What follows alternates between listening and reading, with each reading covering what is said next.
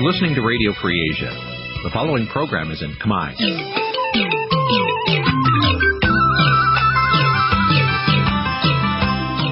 នេះជាកម្មវិធីផ្សាយវិទ្យុអាស៊ីសេរីនេះជាកម្មវិធីផ្សាយរបស់វិទ្យុអាស៊ីសេរីជាភាសាខ្មែរវិទ្យុអាស៊ីសេរីសូមស្វាគមន៍លោកអ្នកនាងទាំងអស់ពីរដ្ឋធានី Washington នៃសហរដ្ឋអាមេរិកខ្ញុំបាទហេងសកលសូមជម្រាបសួរលោកអ្នកនាងអ្នកស្ដាប់វិទ្យុអាស៊ីសេរីជាទីមេត្រីខ្ញុំបាទតាំងសារដាក៏សូមជម្រាបសួរលោកអ្នកនាងអ្នកស្ដាប់ទាំងអស់ជាទីគោរពរាប់អានយើងខ្ញុំសូមជូនកម្មវិធីផ្សាយសម្រាប់ព្រឹកថ្ងៃសុក្រ5រោចខែអាសត់ឆ្នាំវកអត្តស័កពុទ្ធសករាជ2560ត្រូវនៅថ្ងៃទី21ខែតុលាគ្រិស្តសករាជ2016ជាដំបូងនេះសូមអញ្ជើញលោកអ្នកនាងស្ដាប់ព័ត៌មានប្រចាំថ្ងៃ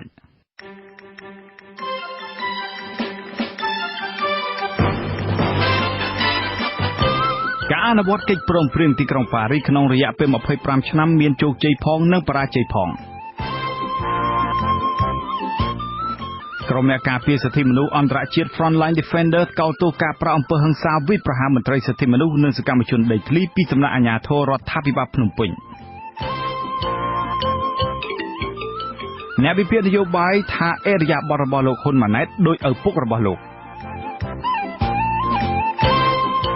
ប្រតិជនបុតបន្ទិញបណ្ឌបាតឲ្យគណៈបកធំទាំងពីរត្រូវរើគ្នាដើម្បីដោះស្រាយបញ្ហាជាតិរួមនឹងព័ត៌មានសំខាន់មួយចំនួនទៀតជាបន្តទៅទៀតនេះខ្ញុំបាទតាំងសារដាសូមជូនព័ត៌មានពិស្ដាលោកនាងជាទីមេត្រីស្ថាបនិកបណ្ដាញព្រះសង្ឃឯករាជ្យដើម្បីយុត្តិធម៌សង្គមនិងជាគណៈកម្មការបុណ្យសពលោកបណ្ឌិតកែមលីប្រតិជនបុតបន្ទិញនឹងធ្វើជាអាជ្ញាកណ្ដាលបណ្ឌបាតឲ្យមេដឹកនាំបកទាំងពីរត្រូវរើគ្នាវិញដើម្បីដោះស្រាយបញ្ហាប្រទេសជាតិទោះបីជាយ៉ាងណាក៏ដោយព្រះអង្គមានសង្កេតការថាសភាពការបច្ចុប្បន្ននេះមិនទាន់មានអំណោយផលដែលអាចឲ្យព្រះអង្គអាចចូលរួមការដោះស្រាយបញ្ហានយោបាយបាននៅឡើយទេដោយសារព្រះអង្គចង់ឲ្យអ្នកនយោបាយដោះស្រាយដោយខ្លួនឯងជាមុនប៉ុន្តែឱកាសល្អណាមួយនឹងមកដល់អាត្មាមើលឃើញរឿងច្រើនដែរប៉ុន្តែដោយសារអ្នកនយោបាយចង់ខ្លួនឯងស្រាយខ្លួនឯងទៅអាត្មាមិនទៅចូលរួមស្រាយទេបើអាត្មាទៅមកទៀតក៏បន្ថែមបានពោពេលវេលាមួយនឹងហៅអាត្មាពេលវេលានឹងជំរុញឲ្យអាត្មាចូលរួមមកធ្វើជាអ្នកជួយបិណ្ឌបាតអាត្មាមិនហ៊ានធានាថាអ្នកដែលអាចចរចាអីបានជាមួយអ្នកនយោបាយខ្មែរទេតែអាត្មាធ្វើខ្លួនជាអ្នកបិណ្ឌបាតអ្នកនយោបាយខ្មែរឲ្យរក្សាសន្តិភាពជូនជាតិកាលពីថ្ងៃទី8ខែតុលាគណៈបកប្រឆាំងបានថ្វាយលិខិតមួយច្បាប់ទៅព្រះមហាក្សត្រដើម្បីស្នើសុំព្រះអង្គលើកលែងទោសដល់ថ្នាក់ដឹកនាំគណៈបកសង្គ្រោះជាតិសកម្មជនសិទ្ធិមនុស្សដីធ្លីបរិស្ថានជាដើមក៏ប៉ុន្តែសំណើនេះត្រូវបានលោកនាយករដ្ឋមន្ត្រីហ៊ុនសែនបដិសេធភ្លាមដោយបញ្ជាក់ថាករណីលោកសំរងស៊ីនិងលោកកឹមសុខាគឺជារឿងអនុវត្តច្បាប់សុទ្ធសាធនិងជាកិច្ចការរបស់តុលាការ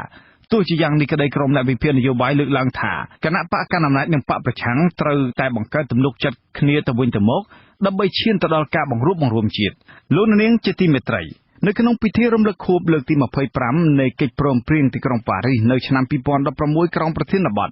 កិច្ចព្រមព្រៀងទីក្រុងប៉ារីសនិងសន្តិភាពនៅកម្ពុជាដែលរៀបចំដោយរដ្ឋាភិបាលនិងស្ថានទូតបារាំងត្រូវគេមើលឃើញថាសន្ធិសញ្ញាអន្តរជាតិនេះមានការអនុវត្តបានជោគជ័យផងនិងបរាជ័យផងលោកលេងម៉ាលីរាយការណ៍នៅក្នុងពិធីរំលឹកខួបលើកទី25នៃកិច្ចព្រមព្រៀងទីក្រុងប៉ារីស23តុលាឆ្នាំ1991មកដល់ឆ្នាំ2016ដែលប្រារព្ធធ្វើនៅក្រសួងការបរទេសនិងសហប្រតិបត្តិការអន្តរជាតិនៅថ្ងៃទី20តុលាតួអង្គពាក់ព័ន្ធមួយចំនួនបានឆ្លុះបញ្ចាំងចម្រុះគ្នាថាខ្លឹមសារគោលការណ៍ក្នុងកិច្ចព្រមព្រៀងនេះមិនត្រូវបានអនុវត្តបានពេញលេញទេទីប្រឹក្សាការទូតរបស់រដ្ឋមន្ត្រីការបរទេសនិងសហប្រតិបត្តិការអន្តរជាតិលោករ៉ាអ៊ូលម៉ាក់សេណាថ្លែងថាខ្លឹមសារនៅក្នុងកិច្ចព្រមព្រៀងទីក្រុងប៉ារីសមាន5ចំណុចសំខាន់ប៉ុន្តែមាន3ចំណុចបានបរាជ័យគឺទី1ដំណើរការសន្តិភាពទី2ការស្ដារនិងការកសាងកម្ពុជាឡើងវិញលោកថាការស្ដារប្រទេសឡើងវិញបានត្រឹមតែ 10% ប៉ុណ្ណោះទេនៅពេលដែលអាជ្ញាធរអ៊ុនតាក់ដកចេញពីកម្ពុជាទី3គឺការការពារបូរណភាពទឹកដីលោកថារបាយការណ៍របស់អង្គភាពអ៊ុនតាក់នៅតាមបន្ទាត់ព្រំដែនថៃឡាវនិងវៀតណាមបង្ហាញថាថៃបានរំកិលបង្គោលព្រំដែនប៉ុន្តែអ៊ុនតាក់មិនបានការពារបូរណភាពទឹកដីនោះទេ The UNTAC created a strange concept non-accessible zone អ៊ុនតាក់បានបង្កើតគំនិតចម្លែកមួយដោយលើកឡើងថាជាតំបន់ដែលមិនអាចចូលទៅបានដូច្នេះមានន័យថាមិនមានឯកភាពជាតិទេនៅក្នុងប្រទេសមួយនេះផ្ ផ្ទុយពីនេះចំពោះការបើកចំហសង្គមវិញយើងបានជឿជាក់ទៅលើគោលដៅមួយចំនួនដែលបានធ្វើឲ្យមានគណៈបកនយោបាយចំនួន24មានកាសែតជាង30មានអង្គការសិទ្ធិមនុស្សក្នុងស្រុកចំនួន4នោះគឺជាភាពជោគជ័យការធ្វើមាតុភូមិនិវត្តជនភៀសខ្លួននិងជនភៀសសឹកជាង37,000 នាក់ពីព្រំដែនថៃមកកាន់កម្ពុជាវិញនោះគឺជាភាពជោគជ័យពិតប្រាកដមួយលោកបន្តទៀតថាទោះបីជាការធ្វើសមាហរណកម្មបរាជ័យក៏ដោយក៏ចុងក្រោយការរៀបចំការបោះឆ្នោតក៏បានទទួលភាពជោគជ័យដែរបើទោះជាពលរដ្ឋ1/3មិនបានចូលរួមក្នុងដំណើរការបោះឆ្នោតនោះហើយស្ថានីយបោះឆ្នោតមួយចំនួនរងការគំរាមបំផ្លាញចោលដោយពួកខ្មែរក្រហមក៏ដោយភាគីរាជរដ្ឋាភិបាលតែងលើកឡើងអំពីភាពបរាជ័យរបស់អ៊ុនតាក់នេះក្នុងការអនុវត្តគោលការណ៍នៃកិច្ចព្រមព្រៀងក្រុងប៉ារីសកាលពីថ្ងៃទី17 តុលាស្ថាប័នអង្គការសង្គមស៊ីវិលជាង50បានធ្វើសេចក្តីប្រកាសរួមមួយដោយថារាជរដ្ឋាភិបាលមិនទាន់អនុវត្តគោលការណ៍នៃសន្ធិសញ្ញាសន្តិភាពមួយនេះបានគ្រប់ជ្រុងជ្រោយនោះទេស្ថាប័នទាំងនេះលើកហេតុផលថាលទ្ធិប្រជាធិបតេយ្យនៅកម្ពុជានឹងមិនរីកចម្រើនឡើយបើស្ថានភាពនៅតែបន្តដូចបច្ចុប្បន្ននេះស្ថាប័នទាំងនេះស្នើសុំរដ្ឋាភិបាលឲ្យកែលម្អចំណុចមួយចំនួនដូចជាការធ្វើវិសោធនកម្មច្បាប់អង្គការសង្គមស៊ីវិលនិងច្បាប់សហជីពឲ្យស្របតាមស្តង់ដារសិទ្ធិមនុស្សអន្តរជាតិការឈប់ធ្វើទុកបុកម្នេញមន្ត្រីសិទ្ធិមនុស្សការធានាឲ្យមានប្រព័ន្ធតុលាការនិងកងកម្លាំងប្រដាប់អាវុធមានឯករាជ្យភាពជាដើមឆ្លើយតបនឹងការចង់ឲ្យប្រទេសចុះហត្ថលេខាលើកិច្ចព្រមព្រៀងទីក្រុងប៉ារីសឲ្យដាក់សម្ពាធជំរុញរដ្ឋាភិបាលកម្ពុជាឲ្យអនុវត្តបំពេញតាមកិច្ចព្រមព្រៀងទីក្រុងប៉ារីសនោះត្រូវបានលោករ៉ាអ៊ូលម៉ាក់សេណាថ្លែងថាកិច្ចព្រមព្រៀងនេះមិនមានប្រសិទ្ធភាពទៀតទេការថ្លែងរបស់លោកគឺយោងទៅប្រសាសន៍របស់តួអង្គអ្នកចរចាដ៏សំខាន់មួយរូបគឺលោក Zong David Levitt ដែលថាមិនមានទិដ្ឋភាពច្បាប់ណាមួយអាចធ្វើដូច្នេះបានទេបន្ទាប់ពីកម្ពុជាមានរដ្ឋធម្មនុញ្ញឆ្នាំ1993មក Now within the framework of the Cambodian constitution ឥឡូវនេះកិច្ចពិភាក្សានយោបាយត្រូវតែធ្វើឡើងនៅក្នុងក្របខ័ណ្ឌរដ្ឋធម្មនុញ្ញកម្ពុជាមិនមែនធ្វើឡើងនៅក្នុងក្របខ័ណ្ឌកិច្ចព្រមព្រៀងទីក្រុងប៉ារីសទេដោយខ្ញុំនិយាយអញ្ចឹងថាកិច្ចព្រមព្រៀងនេះគឺចប់ហើយគ្មានទិដ្ឋភាពច្បាប់ណាមួយដែលប្រទេសហត្ថលេខីដាក់សម្ពាធអីនៅលើអាជ្ញាធរកម្ពុជាបានទេលោកបញ្ជាក់បន្ថែមថាការដាក់សម្ពាធគឺជាការជ្រៀតជ្រែកអធិបតេយ្យកម្ពុជាខុសនឹងកិច្ចព្រមព្រៀងទីក្រុងប៉ារីសឯអគ្គរដ្ឋទូតបារាំងប្រចាំកម្ពុជាលោក Jean-Claude Pombeuf ថ្លែងថាខួបកិច្ចព្រមព្រៀងសន្តិភាពទីក្រុងប៉ារីសពេលនេះគឺជាការបង្ហាញអំពីកិច្ចប្រឹងប្រែងរបស់ភាគីពាក់ព័ន្ធក្នុងការនាំសន្តិភាពដល់កម្ពុជាលោកថាអ៊ុនតាក់បានអនុវត្តកិច្ចព្រមព្រៀងនេះដោយនាំឲ្យកម្ពុជាមានការបោះឆ្នោតមានរដ្ឋធម្មនុញ្ញដែលនាំឲ្យកម្ពុជាក្លាយជារដ្ឋអធិបតេយ្យសម្រេចកិច្ចការដោយខ្លួនឯងMy view is that the international community played its role to help Cambodia 25 years ago. ទស្សនៈខ្ញុំគឺសហគមន៍អន្តរជាតិបានដើរតួនាទីជួយកម្ពុជាកាលពី25ឆ្នាំមុនដើម្បីឲ្យមានសន្តិភាពនិងការអភិវឌ្ឍហើយបន្ទាប់មកពលរដ្ឋកម្ពុជាជាអ្នកទទួលខុសត្រូវរកផ្លូវល្អបំផុតដោយខ្លួនឯងដើម្បីអភិវឌ្ឍប្រទេសទាំងនយោបាយសេដ្ឋកិច្ចនិងសង្គមព្រមទាំងវិស័យអប់រំក៏ជាការបារម្ភទស្សនៈខ្ញុំគឺមានមោទនភាពណាស់ចំពោះអ្វីដែលសហគមន៍អន្តរជាតិបានធ្វើកាលពី25ឆ្នាំមុនដូច្នេះជាការទទួលខុសត្រូវរបស់កម្ពុជាហើយដែលត្រូវប្រើប្រាស់ឲ្យបានត្រឹមត្រូវបំផុតនៅអ្វីដែលបានសម្រេចព្រមព្រៀងគ្នាកាលពី25ឆ្នាំមុន25 years ago ទាក់ទងបញ្ហានេះដែរប្រធានស្ដីទីគណៈបកសង្គ្រោះជាតិលោកកឹមសុខាសរសេរតាម Facebook របស់លោកនៅថ្ងៃទី20 ដុល្លារថាកិច្ចព្រមព្រៀងស្ដីពីដំណោះស្រាយនយោបាយរួមនៃចំនួនកម្ពុជាដែលយើងហៅថាកិច្ចព្រមព្រៀងសន្តិភាពទីក្រុងប៉ារីស23 តុលា1991នេះនៅតែមានតម្លៃជានិច្ចលោកបញ្ជាក់បន្ថែមថាកិច្ចព្រមព្រៀងនេះហើយដែលមានធានាអំពីអធិបតេយ្យភាពឯករាជ្យភាពបូរណភាពនិងភាពមិនអាចរំលោភបាននៃដែនដីអព្យាក្រឹតភាពឯកភាពជាតិកម្ពុជានិងការធានាការបោះឆ្នោតដោយសេរីនិងយុត្តិធម៌កិច្ចព្រមព្រៀងនេះជាមរតកដ៏មហាសាលដែលអ្នកស្នេហាជាតិកម្ពុជាគ្រប់ភាគីបានពលីបូជាជីវិតកម្លាំងកាយកម្លាំងចិត្តនិងដើម្បីឯករាជ្យភាពនិងឯកភាពជាតិកម្ពុជាដែលមានការចូលរួមគាំទ្រពីអន្តរជាតិទោះជាបែបនេះក្តីភាគីរាជរដ្ឋាភិបាលតែងលើកឡើងអំពីភាពបរាជ័យរបស់អ៊ុនតាក់ក្នុងការអនុវត្តគោលការណ៍កិច្ចព្រមព្រៀងទីក្រុងប៉ារីសហើយតែងតែលើកឡើងអំពីវីរភាពរបស់លោកនាយករដ្ឋមន្ត្រីហ៊ុនសែនដែលនាំឲ្យមានឯកភាពជាតិនេះតាមរយៈការអនុវត្តយុទ្ធសាស្ត្រឈ្នះឈ្នះខ្ញុំបាទលេងម៉ាលីអាស៊ីសេរីពីរាជធានីភ្នំពេញ លោកនាងជាទីមេត្រីក្រុមអ្នកការពារសិទ្ធិមនុស្សអន្តរជាតិ Frontlines Defenders កោតទោសចំពោះការប្រាក់អំពើហិង្សារបស់ក្រុមសន្តិសុខសាលាខណ្ឌដូនពេញទៅលើសកម្មជនដីធ្លីតំបន់បង្កក់លោកច័ន្ទពុទ្ធស័ក្តិនិងលោកអំសម្បត្តិនៃអង្គការលីកាដូគណៈចូលរួមពិនិត្យសកម្មភាពប្រារព្ធទិវាសិទ្ធិលំនៅឋានពិភពលោកកាលពីថ្ងៃទី10ខែតុលានៅរាជធានីភ្នំពេញសេចក្តីថ្លែងការណ៍របស់ក្រុមអ្នកការពារសិទ្ធិមនុស្សអន្តរជាតិកាលពីថ្ងៃទី20ខែតុលាក៏បានទទូចសុំឲ្យអាជ្ញាធរកម្ពុជាស៊ើបអង្កេតឲ្យបានហ្មត់ចត់ដើម្បីរកជនល្មើសមកផ្ដន្ទាទោសតាមផ្លូវច្បាប់និងធានាសន្តិសុខផ្នែកផ្លូវកាយនិងផ្លូវចិត្តដល់អ្នកទាំងពីរព្រមទាំងចាត់វិធានការគ្រប់បែបយ៉ាងដើម្បីការពារនិងធានាសុវត្ថិភាពដល់ក្រុមសកម្មជនសិទ្ធិមនុស្សដើម្បីអាចបន្តការងាររបស់ពួកគេបានដោយសេរីនិងដោយពុំមានការភ័យខ្លាច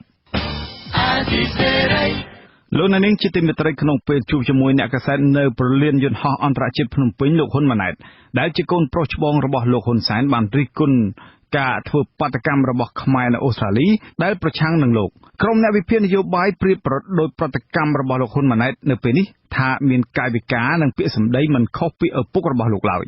សូមស្ដាប់សេចក្តីរាយការណ៍របស់លោកមុំមនីរតន៍ក្រុមអ្នកខ្លាំមើលនយោបាយយល់ឃើញថាអាកប្បកិរិយារបស់អ្នកនយោបាយឬតួអង្គបុគ្គលដែលនឹងក្លាយជាមេដឹកនាំប្រទេសគឺជារឿងដែលចាំបាច់និងសំខាន់បំផុតនៅក្នុងប្រទេសដែលប្រកាន់គោលការណ៍ប្រជាធិបតេយ្យព្រោះបញ្ហានេះគឺទាក់ទងនឹងការសម្រេចចិត្តផ្នែកនយោបាយដែលអាចមានផលវិជ្ជមានឬអវិជ្ជមានទាក់ទងប្រទេសជាតិការរិះគន់នេះបន្ទាប់ពីលោកហ៊ុនម៉ាណែតប្រតិកម្មកាលពីថ្ងៃទី19តុលាដោយប្រើប្រាស់កាយវិការទំនងជាលោកខឹងខ្លាំងចំពោះវត្តមានពលរដ្ឋធ្វើបាតកម្មប្រឆាំងរូបលោកនៅប្រទេសអូស្ត្រាលីលោកបណ្ឌិតមាសនេះអ្នកស្រាវជ្រាវការពិវត្តសង្គមយល់ឃើញថាថ្មីបើនៅពេលនេះលោកហ៊ុនម៉ាណែតពុំមែនជាអ្នកធ្វើសេចក្តីសម្រេចលើគោលនយោបាយជាតិប៉ុន្តែលោកក៏ជាបុគ្គលម្នាក់ដែលអាចនឹងក្លាយជាមេដឹកនាំប្រទេសនៅពេលខាងមុខដូច្នេះប្រសិនបើការប្រើប្រាស់កាយវិការដែលមើលទៅបង្កប់នៃហិង្សាមានន័យថានេះក៏ស្ថិតក្នុងជំរឿសរបស់អ្នកគាំទ្រដែរក្នុងការសម្រេចចិត្តជាអ្នកទទួលបន្ទុកនាវាកម្ពុជាខ្ញុំបានស្ដាប់ឮពីការសន្ទនាគ្នានៅតាមទីសាធារណៈរបស់មហាជនអីគឺគេហាក់ដូចជាមានការលើកឡើងឬតិចទៀនច្រើនទៅលើចរិតរបស់អ្នកដឹកនាំមួយចំនួនដែលបង្ហាញនៅការកង្វះនៅសិលធម៌ហើយនឹងភាពសមរម្យជាអ្នកដឹកនាំបាទព្រោះអីគេមានជំនឿថាអត្តចរិតរបស់អ្នកដឹកនាំគឺមានសារៈសំខាន់ណាស់សម្រាប់ជាគំរូដល់អ្នកដឹកនាំជំនាន់ក្រោយក្នុងពេលផ្ដល់បទសម្ភាសន៍ដល់អ្នកកាសែតនៅប្រលានយន្តហោះអន្តរជាតិភ្នំពេញលោកហ៊ុនម៉ាណែតដែលប្រតិកម្មនឹងការធ្វើបាតុកម្មប្រឆាំងរូបលោកក្រៅពីមានទឹកមុខមាំលាយឡំដោយសម្ដីមានកំហឹងផងនោះកូនប្រុសច្បងរបស់លោកនាយករដ្ឋមន្ត្រីនេះថែមទាំងបានប្រើប្រាស់អេរិយាបថដែលអ្នកវិភាគប្រដូចទៅនឹងឪពុករបស់លោកដែរកុំភ្លេចគណៈបព្វជិជនក៏មានកម្លាំងធ្វើដែរប៉ុន្តែយើងមិនធ្វើឯកឧត្តមញយចម្រើនទៅគ្រប់កន្លែងគ្មានពីណាគណៈបព្វជិជនណាប្រមូលគ្នាធ្វើទៅស្រែកបដាលើកបដាទេនៅភ្នំពេញនៅស្រុកខ្មែរក៏យើងមិនទាន់មានពីណាឥឡូវចុះទៅគ្រប់កន្លែងមានពីណាធ្វើចំពោះលោកហ៊ុនសែនវិញនៅពេលមានប្រតិកម្មទៅនឹងអ្វីមួយក្រៅពីលោកគម្រាមថាប្រទេសអាចមានសង្គ្រាមឬប្រើប្រាស់ប្រព័ន្ធតុលាការចាប់ចោលហើយលោកថែមទាំងបានប្រើចង្អុលដៃឆ្កាចោះឆ្កាឡើងរាល់ពេលមានវេទិកានយោបាយសាធារណៈទៀតផងជាប្រធានអង្គការសភាយុវជនខ្មែរនិងជាអ្នកវិភាគនយោបាយលោកលងកឹមខូនយល់ឃើញថាការប្រើប្រាស់កាយវិការជារឿងចាំបាច់ណាស់សម្រាប់អ្នកនយោបាយលោកបន្ថែមថាអេរិយាបថនេះហើយគឺជាការឆ្លុះបញ្ចាំងពីចិត្តគំនិតខាងក្នុងម្យ៉ាងវិញទៀតបើមេដឹកនាំមួយដែលពោពេញដោយហិង្សានោះមានន័យថាអាចនឹងធ្វើសេចក្តីសម្រេចចិត្តមួយដែលនាំឲ្យប៉ះពាល់ទៅដល់សង្គមយើងក៏សង្កេតឃើញដែរបើយើងជជែកអំពីវិទ្យាសាស្ត្រនយោបាយវិញអ្នកនយោបាយហើយមេដឹកនាំនយោបាយមួយនៅពេលដែលគាត់ឡើងគ្រប់គ្រងដឹកនាំស្ថាប័នឬក៏ប្រទេសហ្នឹងគឺគាត់ដឹកនាំទៅតាមអត្តចរិតលក្ខណៈនយោបាយរបស់គាត់នឹងទៅដែរដូច្នេះវាមានឥទ្ធិពលឬក៏វាជះឥទ្ធិពលទៅលើការដឹកនាំនិងការធ្វើការងារប្រចាំថ្ងៃបើទោះជាបែបណាគេសង្កេតឃើញថាអេរិយាបថឬការប្រើប្រាស់កាយវិការដូចជាលើកដៃឆ្កាចោះឆ្កាឡើងរាល់ពេលថ្លែងសារនយោបាយជាសាធារណៈគឺពុំមែនតែកូនប្រុសច្បងលោកនាយករដ្ឋមន្ត្រីហ៊ុនសែនទេពលមានមេដឹកនាំបកនយោបាយដទៃទៀតក៏សង្កេតឃើញថាតែងប្រើប្រាស់កាយវិការបែបនេះដែរពាក់ព័ន្ធរឿងនេះលោកសុកអេសានមន្ត្រីនាំពាក្យគណៈបកប្រជាជនកម្ពុជាយល់ឃើញថាការរិះគន់នេះគឺមិនឆ្លុះបញ្ចាំងពីការពិតឡើយលោកបន្ថែមថាអេរិយាបថឬសិទ្ធិសម្ដែងមតិរបស់បុគ្គលម្នាក់គឺគេមិនអាចកំណត់ព្រំដែនបានទេហេតុនេះការបកស្រាយរបស់លោកហ៊ុនម៉ាណែតពុំមានអ្វីដែលខុសឆ្គងឬមិនសមរម្យនោះឡើយ យកថាដូចជាមិនត្រូវទេគណៈវាយតម្លៃចឹងគាត់និយាយមានហេតុផលរបស់គាត់ណាវាមិនដែលសមាជិកណាទៅធ្វើបាតកម្មដោយគ្មានការណែនាំពីគណៈបកគណៈកដាលទៅទេលោកហ៊ុនម៉ាណែតដែលនៅពេលនេះជាមេបញ្ជាការរងកងទ័ពជើងគោកនិងជានាយរងសេនាធិការចម្រុះនៃកងយុទ្ធពលខេមរៈភូមិន្ទត្រូវគេមើលឃើញថា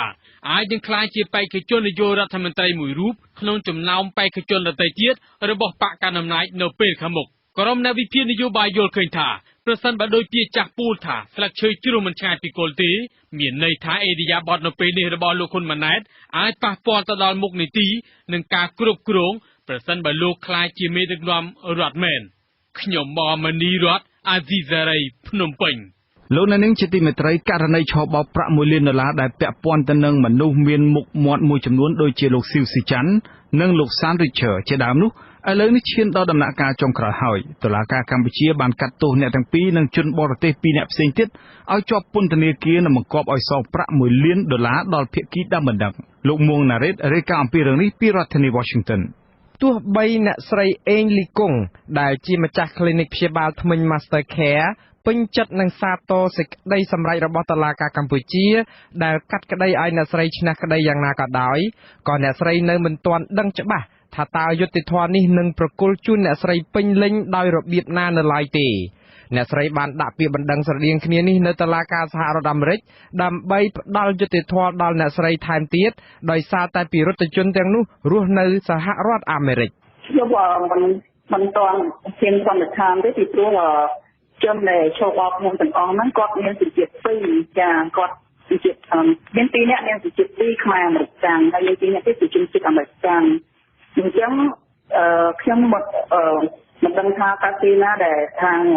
តុលាការនឹងអាចអនុវត្តសន្និការដែលចាប់ពួកគាត់មកឃុំខ្លួនបានទោះជាយ៉ាងនេះក្តីអ្នកស្រីមិនចាត់ទុកសំណងជាប្រាក់ថាជារឿងធំដុំនោះទេ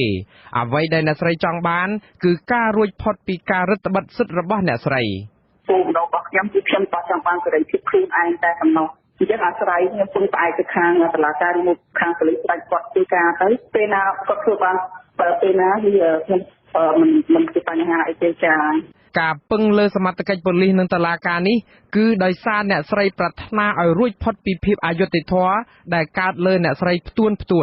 ពិរុទ្ធជនទាំង4រូបនោះរួមមានឈ្មោះសានរីឈើជាពាណិជ្ជករខ្មែរអាមេរិកាំងនិងលោកស៊ីវស៊ីចាន់អតីតតំណាងសហរដ្ឋអាមេរិកប្រចាំគណៈកម្មាធិការមួយនៃអង្គការសហប្រជាជាតិគឺគណៈកម្មាធិការសេដ្ឋកិច្ចនិងសង្គម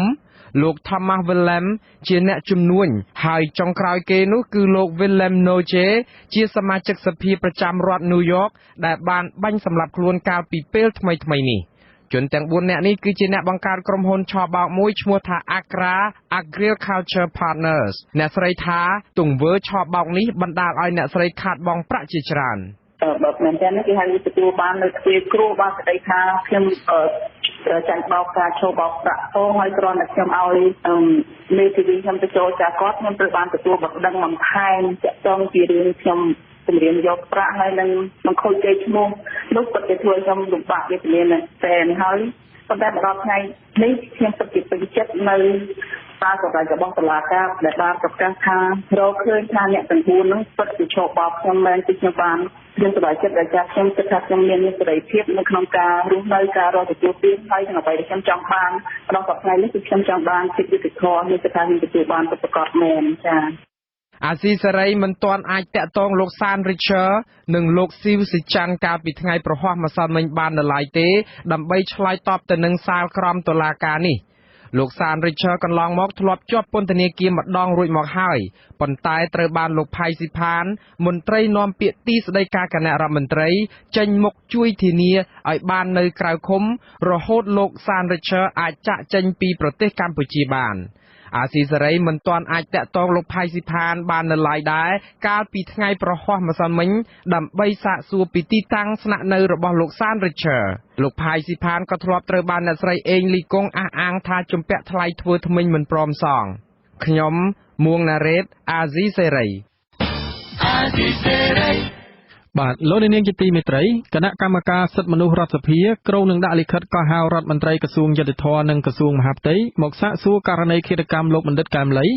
ដោយសារឃាតកម្មនេះមានរយៈពេល3ខែប៉ុន្តែនៅមិនទាន់មានពន្លឺយុតិធម៌បាទលោកនាងនឹងបានស្ដាប់សេចក្តីរាយការណ៍ពិស្ដារជំវិញរឿងនេះនៅក្រៅព័ត៌មានប្រចាំថ្ងៃនេះពេលបន្តិចទៀតនេះបាទលោកនាងជាទីមេត្រីមន្ត្រីនាំពាក្យកងរាជអាវុធហត្ថលើផ្ទៃប្រទេសឲ្យដឹងថាស្ថានភាពជួញដូរឈើនៅក្នុងរយៈពេលចុងក្រោយនេះគឺมันមានលក្ខណៈទ្រង់ទ្រាយធំទៀតឡើយពួកគេថាក្រុមឈ្មួញបានបង្វែរពីការដឹកជញ្ជូនឈើតាមរថយន្តធំមកដឹកតាមរយៈរថយន្តសាមញ្ញឬរថយន្តតូចៗវិញចំណែកមន្ត្រីធ្វើការរឿងព្រៃឈើយល់ថាបទល្មើសដឹកជញ្ជូនឈើខុសច្បាប់បានប្រែក្លាយជាទ្រង់ទ្រាយតូចៗខ្លះមែនប៉ុន្តែឈ្មួញរកស៊ីឈើទាំងនោះគឺនៅតែដដែលលោកសុសុកប្រាថ្នារាយការណ៍មន្ត្រីនាំពាក្យកងរាជអាវុធហត្ថលើផ្ទៃប្រទេសបញ្ជាក់ថាគណៈកម្មការជាតិទប់ស្កាត់និងបង្ក្រាបបទល្មើសព្រៃឈើបានចាត់វិធានការលើករណីដឹកជញ្ជូនឈើខុសច្បាប់ជាទ្រង់ទ្រាយតូចជាច្រើនក្នុងរយៈពេលប្រមាណខែចុងក្រោយនេះប៉ុន្តែមិនទាន់បានបូកសរុបការងារថាមានប្រមាណករណីឬមានចំនួនឈើប្រមាណម៉ែត្រគីបនោះឡើយមន្ត្រីនាំពាក្យកងរាជអាវុធហត្ថលើផ្ទៃប្រទេសលោកអេងហ៊ីមានប្រសាសន៍នៅថ្ងៃទី$20ថាក្រោយពេលឈើប្រមាណ70000ម៉ែត្រគីបត្រូវបានរាជរដ្ឋាភិបាលដាក់ដេញថ្លៃកាលពីខែកក្កដាគណៈកម្មការជាតិទប់ស្កាត់និងបង្ក្រាបបទល្មើសព្រៃឈើនៅតែបន្តការងាររបស់ខ្លួនដើម្បីឲ្យស្របទៅនឹងគោលបំណងដែលរាជរដ្ឋាភិបាលបង្កើតគណៈកម្មការនេះឡើងកាលពីខែមករាគឺធ្វើយ៉ាងណាបង្ក្រាបនិងទប់ស្កាត់ឲ្យបាននៅករណីជួញដូរឈើខុសច្បាប់អញ្ចឹងទោះបីត្រង់ទីចូលក៏ជាបទល្មើសអញ្ចឹងអាដាមធនីក៏បានមានភារការពង្រឹងតឹងទៅដល់កងកម្លាំងប្រដាប់អាវុធដែលនៅភាគឦសានទាំងអស់គឺឲ្យអាដាមអបាលនៃគណៈអបាលដែលជាគណៈវិជាការឯកភាពខេត្តនោះធ្វើការពង្រឹងហើយតាមដានស្រាវជ្រាវហើយថ្មីនេះគឺយើងចាក់បានច្រើនបន្តទៀតបាទលោកទទួលស្គាល់ថាដើម្បីលុបបំបាត់ការជួញដូរឈើខុសច្បាប់បានទោះក្នុងរូបភាពតូចតាចក៏ដោយគឺទាល់តែចាប់បានមេខ្លោងជាមុនសិនជាមួយគ្នានោះគណៈកម្មការជាតិមួយនេះកំពុងស្រាវជ្រាវរកមេខ្លោងរត់ពន្ធឈើឬជាឈ្មួញកណ្ដាលដែលបានប្រមូលទិញឈើពីប្រជាពលរដ្ឋកាលពីថ្ងៃទី$13មន្ត្រីកងរាជអាវុធហត្ថនិងមន្ត្រីជំនាញខេត្តស្ទឹងត្រែងបានចាប់ខ្លួនឈ្មួញឈើដុះស្លែម្នាក់ឈ្មោះហេងសំលៀងហៅយាយព្រឿងដែលបានដឹកនាំកម្លាំងចូលទៅរំដោះឈើនៅសង្កាត់រដ្ឋបាលព្រៃឈើអូពងមាន់សំណុំរឿងនេះក៏បានបញ្ជូនបន្តមកសាលាដំបងរាជធានីភ្នំពេញលោកអេងហ៊ីបញ្ជាក់ថាដោយសារករណីនេះជាបទល្មើសជាក់ស្ដែងទើបសមត្ថកិច្ចអាចចាត់វិធានការបានភ្លាមដោយឡែកសំណុំរឿងអង្គការរកស៊ីឈើធំនៅស្រុកខ្មែរជាច្រើនទៀតលោកថាមិនមែនជាបទល្មើសជាក់ស្ដែងទេតែយ៉ាងនេះក្តីខាងលោកក៏បានបញ្ជូនសំណុំរឿងទាំងនោះទៅកាន់តុលាការដើម្បីចាត់វិធានការតាមច្បាប់ដែរទោះបីយ៉ាងណាក៏ដោយអ្នកសម្របសម្រួលលេខាធិការដ្ឋានបណ្ដាញការពារព្រៃឡង់លោកសេងសុខេងមើលឃើញថាបទល្មើសដឹកជញ្ជូនឈើពិតជាបានផ្លាស់ប្ដូរយុទ្ធសាស្ត្រខ្លះមែនប៉ុន្តែនៅតំបន់ខ្លះការដឹកជញ្ជូនឈើទ្រង់ទ្រាយធំនៅតែកើតមានឡើងដដែលជាក់ស្ដែងនៅស្រុកស្នួលខេត្តក្រចេះការដឹកជញ្ជូនឈើចេញទៅប្រទេសវៀតណាមដោយរថយន្តយីឌុបធំនៅតែកើតមានឡើងលោកបន្តថាបើទោះបីជារូបភាពរថពន្ធឈើកើតមានជាទ្រង់ទ្រាយតូចក៏ដោយប៉ុន្តែឈ្មួញឈើទាំងនោះនៅតែជាក្រុមអង្គការឬអ្នករកស៊ីឈើធំពីមុនមកដដែលលោកកោតសរសើរចំពោះការងាររបស់រាជរដ្ឋាភិបាលនិងគណៈកម្មការជាតិទប់ស្កាត់និងបង្ក្រាបបទល្មើសព្រៃឈើថាបានខិតខំប្រឹងប្រែងច្រើនលើការងារនេះប៉ុន្តែលោកថាមិនសូវមានប្រសិទ្ធភាពទេការប៉ុន្តែពិតគឺអត់មានសិទ្ធិភាពមែនហើយបាត់ល្មើសទៅកាត់មានហើយស្រែកបានតែមកគ្រៀងហើយពុំមានដល់មន្ត្រីណាដែលពាក្យពន្ធឯណាអង្គការមន្ត្រីណាដែលពាក្យពន្ធថានឹងដាក់ទោសតែមិនឃើញដាក់ពួកនោះទៅរោស៊ីដដែលហ្នឹងលោកបន្តថាអាជ្ញាធរមិនចាំបាច់ចាត់វិធានការលើមន្ត្រីអង្គការធំរួមមានអង្គការខ្នាអង្គការអល់អង្គការថៃអង្គការត្រីភិបនិងឈ្មួញឈើជាច្រើនផ្សេងទៀតផ្អែកទៅលើបទល្មើសជាក់ស្ដែងទេប៉ុន្តែត្រូវមើលទៅលើស្ថានភាពជាក់ស្ដែងរបស់ពួកគេរួមនឹងវត្ថុតាំងជាដើមមន្ត្រីសម្របសម្រួលសមាគមអាត់ហុកខេត្តត្បូងឃ្មុំលោកនាងសវ៉ាតមានប្រសាសន៍ថាការបង្ក្រាបបទល្មើសព្រៃឈើគឺធ្វើឡើងបានតែមួយប្រាវហើយក៏ស្ងាត់ទៅវិញចំណែកអង្គការនិងឈ្មួញឈើធំចំនួន9រូបដែលគណៈកម្មការជាតិទប់ស្កាត់និងបង្ក្រាបបទល្មើសព្រៃឈើធ្លាប់បញ្ជាក់ថាបានបញ្ជូនសំណុំរឿងទៅតុលាការនោះគឺមិនឃើញមានការចាប់ខ្លួនពួកគេដើម្បីយកទៅផ្ដន្ទាទោសតាមច្បាប់ព្រៃឈើឡើយលោកយល់ថាបញ្ហានេះគឺធ្វើឲ្យពលរដ្ឋជាច្រើនលែងចង់ដឹងហើយក៏អស់ជំនឿទៅលើរាជរដ្ឋាភិបាលថែមទៀតផងខ្ញុំបាទសោតសុកប្រាថ្នាអាស៊ីសេរីពីរាជធានីភ្នំពេញបាទលោកនាងជាទីមេត្រីមន្ត្រីសង្គមស៊ីវិលព្រួយបារម្ភពីការរីករាលដាលទីតាំងកាស៊ីណូឬល្បែងស៊ីសងនៃមូលដ្ឋានជាប់ឆ្នេរសមុទ្រខេត្តព្រះសីហនុហើយអាជ្ញាធរមូលដ្ឋានអនុញ្ញាតឲ្យជនជាតិខ្មែរចូលលេងដោយសេរីគ្មានការហាមឃាត់ទន្ទឹមគ្នានេះក៏មានកាស៊ីណូមួយចំនួនបានបើកធ្វើអាជីវកម្មដោយគ្មានច្បាប់ឬគ្មានអាជ្ញាប័ណ្ណថែមទៀតលោកដែនអនុជារាយការណ៍ មន្ត្រីសង្គមស៊ីវិលនិងអាណាព្យាបាលមួយចំនួនអ្នកខេត្តព្រះសីហនុបានកត់សម្គាល់ថានៅតាមកាស៊ីណូភាគច្រើនដែលកំពុងធ្វើអាជីវកម្មរាល់ថ្ងៃនេះស្ទើរចន្លោះពី80ទៅ90% គឺជនជាតិខ្មែរចូលលេងល្បែងស៊ីសងគ្រប់ប្រភេទនៅក្នុងកាស៊ីណូទាំងនោះក្នុងនោះក៏មានក្រុមយុវជនមួយចំនួនផងអ្នកសម្របសម្រួលអង្គការលីកាដូខេត្តព្រះសីហនុលោកបួនរិទ្ធទទួលដល់រដ្ឋមន្ត្រីក្រសួងមហាផ្ទៃលោកសខេងស្នើជួយរំលឹកទៅសមាជិកក្រមអាវ៉ាតឲ្យពង្រឹងអនុវត្តបទបញ្ជាដែលក្រសួងមហាផ្ទៃបានដាក់ឲ្យអនុវត្តតាក់ទងខ្លឹមសារមិនអនុញ្ញាតឲ្យជនជាតិខ្មែរចូលលេងល្បែងស៊ីសងនៅតាមកាស៊ីណូទាំងនោះឲ្យមានប្រសិទ្ធភាពឡើងវិញលោកបួនរិទ្ធបានអះអាងថារាល់ថ្ងៃនេះកម្លាំងនគរបាលខេត្តព្រះសីហនុហាក់បានអនុវត្តផ្ទុយពីបទបញ្ជារបស់ក្រសួងមហាផ្ទៃដាក់ឲ្យអនុវត្តដែលហាមដាច់ខាតមិនឲ្យជនជាតិខ្មែរចូលលេងល្បែងស៊ីសងនៅតាមកាស៊ីណូផ្សេងៗនៅកម្ពុជាបញ្ហានេះអាណាព្យាបាលមួយចំនួនអ្នកខេត្តព្រះសីហនុក៏ស្នើដល់រដ្ឋមន្ត្រីក្រសួងមហាផ្ទៃលោកសខេងនិងអគ្គស្នងការនគរបាលជាតិលោកណេតសាវឿនជួយពង្រឹងកងកម្លាំងក្រមអាវ៉ាតដើម្បីឈានដល់អនុវត្តបទបញ្ជាមិនអនុញ្ញាតឲ្យជនជាតិខ្មែរចូលលេងល្បែងស៊ីសងគ្រប់ប្រភេទនៅតាមកាស៊ីណូនេះជាថ្មីទៀតទោះបីជាមានបំរាមហាមឃាត់ពីរាជរដ្ឋាភិបាលថាមិនឲ្យមានប្រជាពលរដ្ឋខ្មែរចូលលេងល្បែងក្នុងកាស៊ីណូក៏ដោយតែតាមសង្កេតជាក់ស្ដែងគឺនៅតែមានពលរដ្ឋខ្មែរយើងជាច្រើនអ្នកចូលទៅលេងល្បែងតាមទីតាំងកាស៊ីណូទាំងអស់នៅក្នុងក្រុងសីហនុយើងនេះអភិបាលខេត្តព្រះសីហនុលោកយុនមីននិងស្នងការនគរបាលខេត្តព្រះសីហនុលោកជួនរិនធ្លាប់ទទួលស្គាល់ថាកន្លងទៅនេះពិតជាមានកាស៊ីណូមួយចំនួនបានបើកធ្វើអាជីវកម្មគ្មានអាជ្ញាប័ណ្ណឬគ្មានច្បាប់ពិតមែនយ៉ាងនេះក្តីដើម្បីគ្រប់គ្រងការធ្វើអាជីវកម្មកាស៊ីណូនិងពង្រឹងការអនុវត្តច្បាប់ឲ្យបានត្រឹមត្រូវលោកយុនមានអភិបាលខេត្តព្រះសីហនុបានចេញលិខិតចុះថ្ងៃទី12ខែតុលាឲ្យម្ចាស់កាស៊ីណូមួយកន្លែងមានឈ្មោះថាកាស៊ីណូប៉ាវទូមានទីតាំងនៅតាមផ្លូវឯករាជ្យស្ថិតក្នុងសង្កាត់លេខ 2 ក្រុងព្រះសីហនុឲ្យផ្អាកធ្វើអាជីវកម្មបណ្ដោះអាសន្នដោយសារកាស៊ីណូនេះគ្មានច្បាប់ឬមិនអនុវត្តតាមសេចក្តីណែនាំរបស់ទីស្តីការគណៈរដ្ឋមន្ត្រីនិងក្រសួងសេដ្ឋកិច្ចនិងហិរញ្ញវត្ថុបានកំណត់លោកយុនមានបានបញ្ជាក់ថាការផ្អាកកាស៊ីណូប៉ាវទូជាបណ្ដោះអាសន្ននេះគឺដោយសារតែកាស៊ីណូមួយនេះមិនបានសុំអាជ្ញាប័ណ្ណថ្មីពីក្រសួងសេដ្ឋកិច្ចនិងហិរញ្ញវត្ថុបន្តពីអាជ្ញាប័ណ្ណចាស់របស់ខ្លួនដែលផុតកំណត់តាំងពីខែធ្នូឆ្នាំ2015មកម្ល៉េះមន្ត្រីសង្គមស៊ីវិលនិងអាណាព្យាបាលមួយចំនួនគាំទ្រចំពោះចំណាត់ការរបស់រដ្ឋបាលខេត្តព្រះសីហនុដែលបានបិទការធ្វើអាជីវកម្មកាស៊ីណូប៉ាវទូដែលគ្មានច្បាប់ប៉ុន្តែពួកគេស្នើឲ្យរដ្ឋបាលខេត្តនេះត្រូវបន្តធ្វើកិច្ចការងារដ៏ត្រឹមត្រូវនេះឲ្យបានច្រើនថែមទៀតព្រោះខេត្តនេះនៅមានកាស៊ីណូច្រើនទីតាំងទៀតដែលបើកប្រកបរបរអាជីវកម្មគ្មានច្បាប់ដោយអាងខ្នងបង្អែកចាំការពារហើយបានគេចពីការបង់ពន្ធជូនរដ្ឋនាពេលកន្លងទៅជាងនេះទៀតក៏ត្រូវយកចិត្តទុកដាក់ទៅលើទីតាំងកាស៊ីណូទាំងអស់ដែលកំពុងធ្វើអាជីវកម្មនៅខេត្តព្រះសីហនុមិនត្រូវអនុញ្ញាតឲ្យជនជាតិខ្មែរចូលលេងដោយសេរីហើយគ្មានសមត្ថកិច្ចហាមឃាត់ដូចរាល់ថ្ងៃនេះទៀតទេស្នងការនគរបាលខេត្តព្រះសីហនុលោកជួនរិនធ្លាប់បានឲ្យដឹងថាមានអ្នកវិនិយោគទុនលើវិស័យកាស៊ីណូនិងសន្តាគារធំលំដាប់ផ្កាយមួយចំនួននាមូលដ្ឋាននេះបង្ហាញភាពក្រអឺតក្រទមឬមិនសហការល្អជាមួយសមត្ថកិច្ចនាពេលកន្លងទៅហើយសមត្ថកិច្ចមានផលវិបាកក្នុងការស្វែងរកឯកសារច្បាប់ឬបញ្ហាពាក់ព័ន្ធនានាលោកជួនរិទ្ធឲ្យដឹងថាគិតត្រឹមខែវិច្ឆិកាឆ្នាំ2015ខេត្តព្រះសីហនុមានកាស៊ីណូសរុបចំនួន16ទីតាំងបានបើកធ្វើអាជីវកម្មនិងត្រៀមដំណើរការក្នុងនោះមានកាស៊ីណូចំនួន3ទីតាំងមិនទាន់មានអាជ្ញាប័ណ្ណប៉ុន្តែមិនទាន់ដំណើរការទេខ្ញុំដែរនាយកជាអាស៊ីសេរីខេត្តព្រះសីហនុ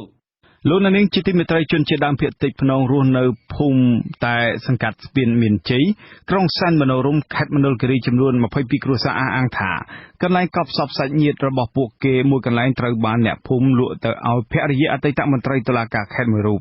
មន្ត្រីសិទ្ធិមនុស្សចាត់ទុកការលក់ដូរដីកប់សពសហគមន៍ថាជាអំពើខុសច្បាប់លោករដ្ឋាភិបាលរាយការណ៍ព័ត៌មាននេះមន្ត្រីឃ្លាំមើលសិទ្ធិមនុស្សខេត្តមណ្ឌលគិរីអំពាវនាវឲ្យអាជ្ញាធរខេត្តស៊ើបអង្កេតករណីលក់ដីតំបន់កប់សពរបស់សហគមន៍ជនជាតិដើមភាគតិចមួយក្រុមដែលធ្វើឲ្យប៉ះពាល់ដល់សិទ្ធិនិងវប្បធម៌ប្រពៃណីជនជាតិដើមភាគតិចកាលពីថ្ងៃទី13ខែតុលាជនជាតិដើមភាគតិចភ្នង6នាក់តំណាងឲ្យអ្នកភូមិ22គ្រួសាររស់នៅភូមិចំការតែសង្កាត់ស្ពានមានជ័យក្រុងសែនមនោរម្យបានដាក់ពាក្យប្តឹងទៅការិយាល័យការពារសិទ្ធិមនុស្សសមាគមអាត់ហុកខេត្តមណ្ឌលគិរីដើម្បីស្វែងរកកិច្ចអន្តរាគមន៍ទប់ស្កាត់ការលក់ដីតំបន់កប់សពសហគមន៍នេះមន្ត្រីសម្របសម្រួលសមាគមអាត់ហុកខេត្តមណ្ឌលគិរីលោកសុករដ្ឋាបញ្ជាក់នៅថ្ងៃទី19ខែតុលាថា ការអង្កេតបឋមរបស់មន្ត្រីអាត់ហុករកឃើញថាដីដែលប្រជាពលរដ្ឋអះអាងថាត្រូវគេលក់ពិតជាតំបន់កប់សពក៏ប៉ុន្តែទីតាំងនោះមិនទាន់មានការឈូសឆាយឬធ្វើឲ្យខូចខាតទ្រង់ទ្រាយដីនៅឡើយលោកថាអាជ្ញាធរមូលដ្ឋាននិងសមត្ថកិច្ចពាក់ព័ន្ធត្រូវបញ្ឈប់ការលក់ដីកប់សពសហគមន៍ដែលបំពានទៅលើតំបន់ប្រពៃណីនិងជាដីសាធារណៈរបស់រដ្ឋយោងទៅលើច្បាប់ភូមិបាលវាជាប្រភេទដីសមូហភាពអញ្ចឹងបើសិនជាមានការទិញលក់មួយវាគឺជាអំពើរំលោភច្បាប់និងជាអំពើមួយដែលរំលោភទៅលើប្រពៃណី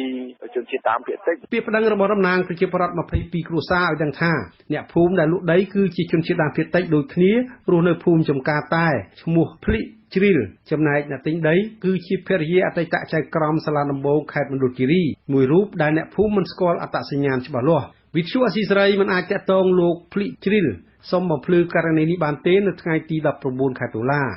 រីឯចៅសង្កាត់ស្ពានមានជ័យលោកសាក់ហ៊ានបញ្ជាក់ថាដីនោះពិតជាបានលក់ដូរមែនតាំងពី10ឆ្នាំមុនតាមរយៈជនជាតិដើមភាគតិចក្នុងភូមិជាមួយគ្នាក៏ប៉ុន្តែមិនមានអាជ្ញាធរមូលដ្ឋានចេញលិខិតបញ្ជាក់អ្វីទាក់ទិនការលក់ដូរដីនោះទេលោកថារហូតបច្ចុប្បន្នអាជ្ញាធរខេត្តកំពុងរៀបចំចុះបញ្ជីកម្មសិទ្ធិដីតំបន់នោះជាប្រព័ន្ធទើបមានការតវ៉ាឡើងអ្នកភូមិគាត់នៅថែសារគាត់នៅជាប់ហ្នឹងណាគាត់អ្នកលក់ដូរនិយាយទៅមកអ្នកទិញហ្នឹងក៏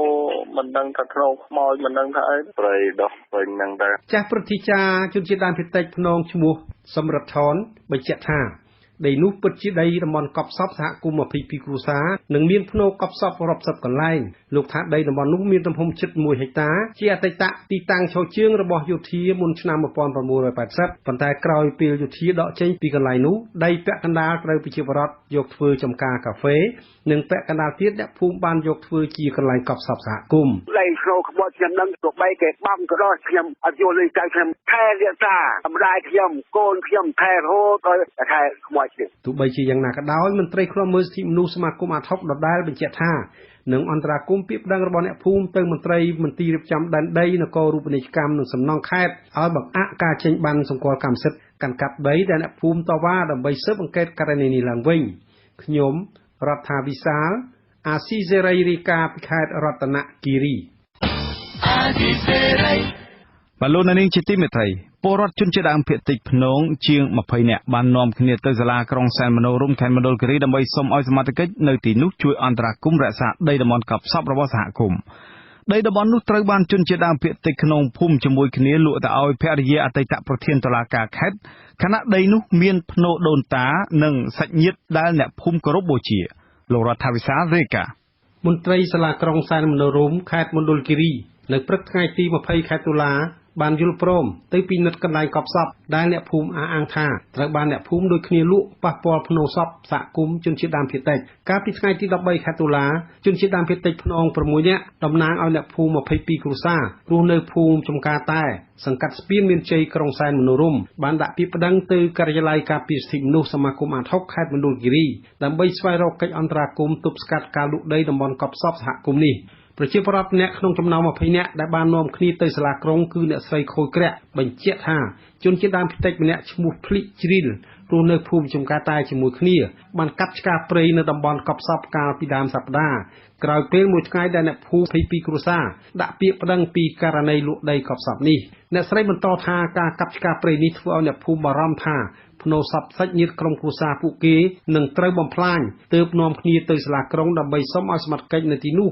ជួយដោះស្រាយបញ្ហាឲ្យពួកគាត់ពួកខ្ញុំទៅមើលមិនទាន់មកពាក្យកណ្ដាលកន្លែងព្រៃខ្មោចដល់ធំមិញអស់ហើយគេកាប់ពួកខ្ញុំទាមទារសុំយកដីនឹងវិញហើយនឹងថែរក្សាព្រៃខ្មោចនឹងរបាយការណ៍អង្គរបស់មន្ត្រីសមាគមអាត់ហុកខេត្តមណ្ឌលគិរីឲ្យដឹងថាឈ្មោះភ្លិជ្រីលបានព្រមព្រៀងលក់ដីតំបន់កប់សពនេះឲ្យភរិយាអតីតប្រធានតុលាការខេត្តមណ្ឌលគិរីគឺលោកលូស៊ូសម្បត្តិច្រើនឆ្នាំមកហើយប៉ុន្តែការលក់ដូរដីនេះត្រូវគេបិទបាំងទើបប្រជាពលរដ្ឋមិនបានតវ៉ារហូតបច្ចុប្បន្នគ្រាដែលដីតំបន់នោះត្រូវបានអាជ្ញាធរប្រកាសចុះបញ្ជីកម្មសិទ្ធិជាប្រព័ន្ធទើបបែកធ្លាយថាដីតំបន់កប់សពរបស់អ្នកភូមិនេះមន្ត្រីមន្ទីរការិយាល័យសូរិយោដីក្រុងកំពុងរៀបចំចុះបញ្ជីជាកម្មសិទ្ធិឲ្យទៅភរិយាមន្ត្រីមានអំណាចគឺអ្នកស្រីមុំតែទិនករណីនេះអភិបាលក្រុងសែនមនោរម្យលោកឡុងវិបុលទទួលស្គាល់ថាមន្ត្រីសាលាក្រុងបានចុះពិនិត្យទីតាំងទំនល់នោះហើយនិងបានណែនាំឲ្យប្រជាពលរដ្ឋអ្នកតវ៉ាដាក់ពាក្យប្តឹងមកសាលាក្រុងដើម្បីសម្របសម្រួលបញ្ហានេះលោកថានឹងក៏ហៅភាគីពាក់ព័ន្ធទាំងអស់ជួបដោះស្រាយបញ្ហានេះមុនអនុវត្តវិធានការច្បាប់ហើយបើខ្ញុំបញ្ជូនលោកអភិបាលក្រុងរងរបស់ខ្ញុំដើម្បី ចុះទៅសម្របសម្រួលគាត់សកម្មភាពទាំងអស់នេះរងចាំតែជជែកគ្នាសិនតែមិនឲ្យបងប្អូនទាំងពីរនេះអាចទទួលយកបានរៀងខ្លួនចំណែកមន្ត្រីសម្របសម្រួលសមាគមអាត60ខេត្តមណ្ឌលគិរីលោកសុករដ្ឋាចាត់ទុកការលក់ដូរដីកប់សពសហគមន៍គឺជាអំពើខុសច្បាប់លោកស្នើសុំឲ្យសមាជិកសាលាក្រុងដោះស្រាយបញ្ហានេះដោយតម្លាភាពជូនប្រជាពលរដ្ឋមិនត្រូវឲ្យមានការទិញលក់អីតាមធ្វើចិត្តហើយយកមកធ្វើជាផលប្រយោជន៍បកគោលទេមិនត្រូវមានការទំនោរទៅភាគីអ្នកដែលមានអំណាចអ្នកដែលមានលុយទេត្រូវទោះបីយ៉ាងណាក៏ដោយតំណាងប្រជាពលរដ្ឋ22គ្រួសារនៅរសៀលថ្ងៃទី20ខែតុលាបានធ្វើពាក្យប្តឹងករណីលក់ដីកប់សពសហគមន៍នេះទៅការិយាល័យទទួលពាក្យប្តឹងរបស់សាលាក្រុងសែនមនោរម្យរួចហើយខ្ញុំរដ្ឋាវិសាលអាស៊ីសេរីរាយការណ៍ពីខេត្តរតនគិរីពលរដ្ឋរស់នៅឃុំថ្មអណ្ដើកស្រុកចិត្តបុរីខេត្តក្រចេះបង្ខំចិត្តប្រថុយគ្រោះថ្នាក់ឆ្លងស្ពានយោលមួយកន្លែងនៅមូលដ្ឋានរបស់ពួកគេដោយសារតែពុំមានជំរើសអ្នកភូមិថាប្រសិនបើអាជ្ញាធរនៅតែពន្យាពេលជួសជុលឬក៏សាងស្ពាននេះទៀតនោះនឹងបង្កគ្រោះថ្នាក់ដល់អ្នកដំណើរជាពិសេសសិស្សានុសិស្សមិនខានលោកម៉ែនសុធីរាយការណ៍ព័ត៌មាននេះពលរដ្ឋរស់នៅឃុំថ្មអណ្ដើកស្រុកចិត្តបុរីនៅថ្ងៃទី20តុលាអំពាវនាវឲ្យអាជ្ញាធររដ្ឋាភិបាលពន្លឿនជួសជុលឬកសាងស្ពានមួយកន្លែងឈ្មោះស្ពានព្រែកទេ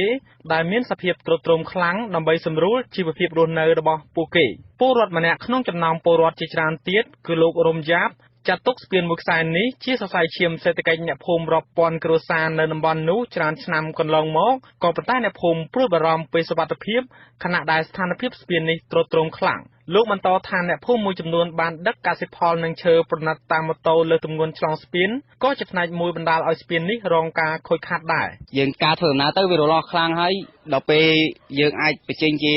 លទ្ធផលយើងចេញទៅវាលំបាកខ្លាំងហើយនិយាយរួមទៅគឺលំបាកប្រជាពលរដ្ឋធ្វើដំណើរហ្មងបងបាទបងវាបន្ថយខ្លាំងវាប្រឈមនឹងបើការឆ្លងកាត់ទៅវាប្រឈមនឹងឧបសគ្គដូចជាទី1បាទស្ពាននឹងអាចនឹងដាច់ហើយទី2ហ្នឹងយើងឆ្លងកាត់ទៅគឺស្ពាននឹងទ្រុឌទ្រោមខ្លាំងវារលាស់ទៅការធ្វើដំណើររបស់យើងគឺលំបាកស្ពានព្រែកទេកសាងឡើងនៅឆ្នាំ2006ឧបត្ថម្ភដោយប្រជាជនស្វីសចំណាយទឹកប្រាក់សាងសង់$20,000ស្ពានយោលនេះមានទទឹងប្រហែល1ម៉ែត្របណ្ដោយ97ម៉ែត្រនិងជម្រៅជាង20ម៉ែត្រគិតត្រឹមផ្ទៃទឹកក្នុងខែវស្សាមេឃុំថ្មអណ្ដើកលោកអែមលេនទទួលស្គាល់ថាស្ពាននេះមានសភាពទ្រុឌទ្រោមក៏ប៉ុន្តែគម្រោងកសាងស្ពាននេះឡើងវិញត្រូវចំណាយថវិកាច្រើនហួសពីសមត្ថភាពធនធានរបស់អាជ្ញាធរឃុំហេតុនេះលោកបានរាយការណ៍បញ្ហានេះទៅថ្នាក់លើរួចហើយតែយ៉ាងណាលោកថាកន្លងមកអាជ្ញាធរឃុំបានរៃអង្គាសថវិកាពីពលរដ្ឋនៅមូលដ្ឋានជួសជុលបណ្ដាដែរលោកទទូចឲ្យរដ្ឋាភិបាលនិងអង្គការសង្គមស៊ីវិលជួយពន្លឿនកសាងស្ពាននេះដើម្បីធានាសុវត្ថិភាពប្រជាជននិងសម្រាលជីវភាពរស់នៅអ្នកភូមិប្រជាជននៅទីនេះសំណូមពរច្រើនឲ្យបានស្ពានថ្មីចង់បានស្ពានបេតុងហើយខ្ញុំក៏បានសំណើទៅតាមរយៈកិច្ចការរដ្ឋបាលនឹងជំរាបជូនលោកអភិបាលខេត្តអាបាលស្រុកឲ្យបានជ្រាបថាស្ពាននេះមានការទ្រុឌទ្រោមហើយក៏ចំណុចសំខាន់ឃុំពុំមានលទ្ធភាពធ្វើទេព្រោះនេះតរដ្ឋាភិបាលសូម្បីតែខេត្តហ្នឹងក៏គ្មានលទ្ធភាពធ្វើដែរវាធំប្រធានមជ្ឈមណ្ឌលប្រជាពលរដ្ឋដើម្បីអភិវឌ្ឍនិងសន្តិភាពលោកយ៉ងគឹមអេងយល់ថាអាជ្ញាធររដ្ឋាភិបាលគួរតែចាត់វិធានការដោះស្រាយបញ្ហានេះជាបន្ទាន់ដើម្បីបញ្ជៀសគ្រោះថ្នាក់លោកបារម្ភថាប្រសិនបើអាជ្ញាធរនៅតែពន្យាពេលមិនដោះស្រាយបញ្ហានេះទេមានន័យថាអាជ្ញាធររដ្ឋាភិបាលមិនបានប្រើប្រាស់វិធានការបង្ការឲ្យអស់លទ្ធភាពក្នុងការការពារសុវត្ថិភាពពលរដ្ឋខ្ញុំមិនគិតថាអាជ្ញាធរនៅមូលដ្ឋានអត់ថវិកាសោះក្នុងការគាត់តែជួសជុលឲ្យវាមានលំនឹងរងចាំដល់ការថានៅត្រង់ទ្រាយធំណាបាទអញ្ចឹងខ្ញុំថាគាត់គួរតែប្រើប្រាស់ថវិការបស់ខេត្តថវិការបស់ស្រុកដែលមានសម្រាប់ការសាងសង់ព្រោះខេត្តនេះក៏មានថវិកាសម្រាប់ការសាងសង់សម្រាប់ការជួសជុលណាកាលពីឆ្នាំ2015កុមារម្នាក់បានរអិលធ្លាក់ពីលើស្ពាននោះនៅគ្រាដែលគេត្រឡប់ពីសាលារៀនឆ្លងកាត់ស្ពាននេះឃុំថ្មអណ្ដើកស្រុកចិត្តបុរីខេត្តក្រចេះស្ថិតនៅទិសខាងត្បូងនៃទីរួមខេត្តក្រចេះឆ្ងាយពីទីរួមខេត្តជាង40គីឡូម៉ែត្រពលរដ្ឋរស់នៅទីនោះមានចំនួនជាង 1000 គ្រួសារស្មើនឹងពលរដ្ឋជាង 5000 នាក់ខ្ញុំម៉ែនសុធីអាស៊ីសេរីពីខេត្តក្រចេះលោកនាងទើបបានស្ដាប់ព័ត៌មានប្រចាំថ្ងៃរបស់វិទ្យុអាស៊ីសេរីផ្សាយចេញពីរដ្ឋធានី Washington សហរដ្ឋអាមេរិកសូមលោកនាងរងចាំស្ដាប់សេចក្តីរាយការណ៍ពុស្ដាផ្សេងៗនៃកម្មវិធីផ្សាយរបស់យើងនាពេលបន្តិចទៅនេះ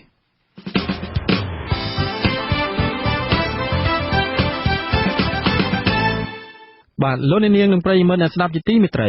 នៅក្នុងកម្មវិធីផ្សាយជាបន្តទៅទៀតនេះយើងខ្ញុំមានសេចក្តីរាយការណ៍ផ្ដោតអំពី គណៈកម្មការសិទ្ធិមនុស្សរដ្ឋសភានឹងដាក់លិខិតកោះហៅរដ្ឋមន្ត្រីក្រសួងយុតិធម៌និងក្រសួងមហាផ្ទៃករណីឃាតកម្មលើលោកបណ្ឌិតកែមលី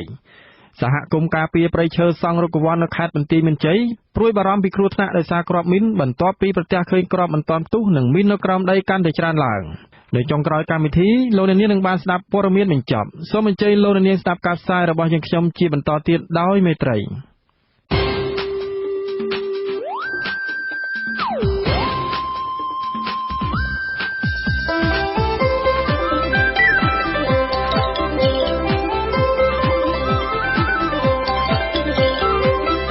សេចក្តីរាយការណ៍ពិស្ដា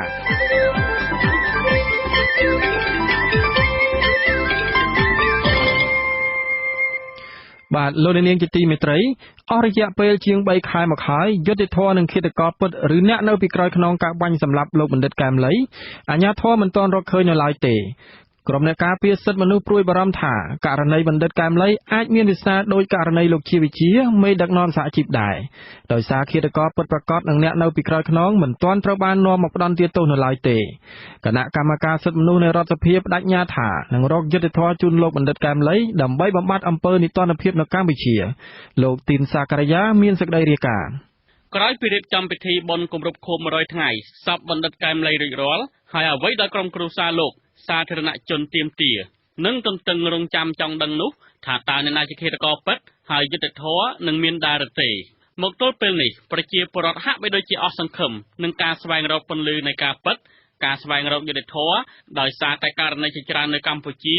ដែលគេចាត់ទុកថាជាឃាតកម្មនយោបាយនោះតុលាការនិងសមត្ថកិច្ចរបស់រដ្ឋាភិបាលមិនរកឃើញឃាតករពិតនិងអ្នកពាក់ព័ន្ធនោះឡើយទោះបីជាបែបនេះក្តីប្រធានគណៈកម្មការទី1នៃរដ្ឋសភាគឺគណៈកម្មការសិទ្ធិមនុស្សទទួលពាក្យបណ្ដឹងអង្កេតនិងទំនាក់ទំនងជាមួយរដ្ឋសភាប្រសិទ្ធភាពលោកអេងឆៃអៀងមានប្រសាសន៍ថាគណៈកម្មការទី1នឹងក៏ហៅរដ្ឋមន្ត្រីក្រសួងយុតិធម៌និងរដ្ឋមន្ត្រីក្រសួងមហាផ្ទៃដើម្បីសួរនាំពីដំណើរការស៊ើបអង្កេតនេះលោកអេងឆៃអៀងបញ្ជាក់ថាក្រៅពីសំណុំរឿងបាញ់សម្លាប់លោកកែមលីនេះក៏នឹងសួរនាំពីករណីឃាតកម្មផ្សេងទៀតដែរយើងមានការសោកស្ដាយមែនទែនរយៈពេលជិត3ខែជាងនេះការស៊ើបអង្កេតហាក់បីដូចអត់មានអ្វីថ្មីហើយអត់មានប្លែកតែសោះខ្ញុំបារម្ភទៀតថាឈ្មោះជួសម្លាប់នឹងអាចនឹងគេដោះលែងទៀតដោយសារតែអាចមានរឿងច្រើនជាពិសេសយើងដឹងថាបើសិនជាគេថាមនុស្សនោះរស័យប្រសាទគឺវាត្រូវបាត់ដានហើយកាមេរ៉ាសវត្ថិភាពគឺអាជ្ញាធរហាក់បីដូចមិនយកចិត្តទុកដាក់នឹងបង្ហាញដូច្នេះក្នុងឋានៈខ្ញុំជាប្រធានគណៈកម្មការសិទ្ធិមនុស្សរបស់រដ្ឋសភាខ្ញុំនឹងជំរុញធ្វើយ៉ាងណាឲ្យអាជ្ញាធរនឹងឲ្យមានវិធានការឲ្យបានច្បាស់លាស់ឲ្យបានជាក់លាក់ក្នុងការវេញមុខឃាតករនិងអ្នកនៅពីក្រោយខ្នងឆ្លើយតបនឹងបញ្ហានេះអ្នកនាំពាក្យក្រសួងយុតិធធម៌លោកជិនម៉ាលីនមានប្រសាសន៍ថាក្រសួងនឹងពិនិត្យមើលលិខិតកោះហៅរដ្ឋមន្ត្រីរបស់គណៈកម្មការសិទ្ធិមនុស្សរដ្ឋសភាបើសិនជាគណៈកម្មការនេះដាក់លិខិតកោះអញ្ជើញជាផ្លូវការមែននោះគោលការណ៍ពីប្រមុខរាជរដ្ឋាភិបាលមកប្រសិនបើប្រមុខរាជរដ្ឋាភិបាលអនុញ្ញាតឲ្យទៅអានឹងគឺខាងក្រុមការងាររបស់ក្រសួងដឹកនាំដល់ដំទៅចូលទៅឆ្លើយបំភ្លឺដោយស្បដងដែលយើងធ្វើកន្លងមកហ្នឹងណា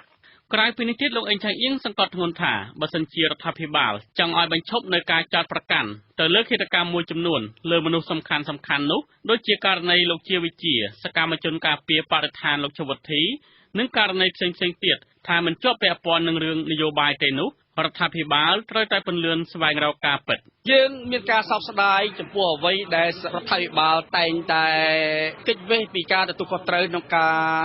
ស្លាប់របស់អ្នកនយោបាយអ្នកសារព័ត៌មានសិល្បករហើយរួមចុងក្រោយនេះគឺលោកបណ្ឌិតកែមលីតែម្ដងឲ្យតែមានការនិយាយការថ្លាថ្លែងគឺតែងតែចោទប្រកាន់មកលើអ្នកនិយាយចឹងហើយខ្ញុំសូមពៀងនាវបើរាជរដ្ឋាភិបាលអាជ្ញាធរមានសមត្ថកិច្ចបើមិនចង់ឲ្យមានការចោទប្រកាន់ថារឿងនឹងជារឿងនយោបាយសូមត្រូវតែធ្វើយ៉ាងណាវិមុខឃាតករនិងអ្នកនៅក្នុងក្រុមឃាតករឃើញទៅប្រជាពលរដ្ឋនឹងអស់ចិត្តដែរជាការពិតឃាតកម្មមួយចំនួនដល់សមត្ថកិច្ចរដ្ឋាភិបាលនិងតុលាការបានខិតខំស្វែងរកឃាតករពិតករណីខ្លះបានចំណាយពេលជាង10ឆ្នាំខ្លះមានរយៈពេលជិត20ឆ្នាំតែយុត្តិធម៌មិនទាន់ទទួលបាននៅឡើយសម្រាប់គ្រួសារជនរងគ្រោះនោះមានដូចជាឃាតកម្មលើលោកជាវិជាប្រធានសហជីពសេរីកម្មករនៃព្រះរាជាណាចក្រកម្ពុជាលោកជូជេថារិតនិពន្ធនាយករងនៃវិទ្យុតាព្រំរបស់គណៈបរិជានិយមហ្វុតសិនពេជ្រត្រូវបានឃាតករបាញ់សម្លាប់នៅក្បែរស្ថានីយ៍វិទ្យុនៅខែតុលាឆ្នាំ2003និងអ្នកសារព័ត៌មាននៃកាសែតមនសិការខ្មែរដែលស្និទ្ធនឹងគណៈបកសំរងស៊ីលោកខឹមសម្បូរនិងកូនប្រុសម្នាក់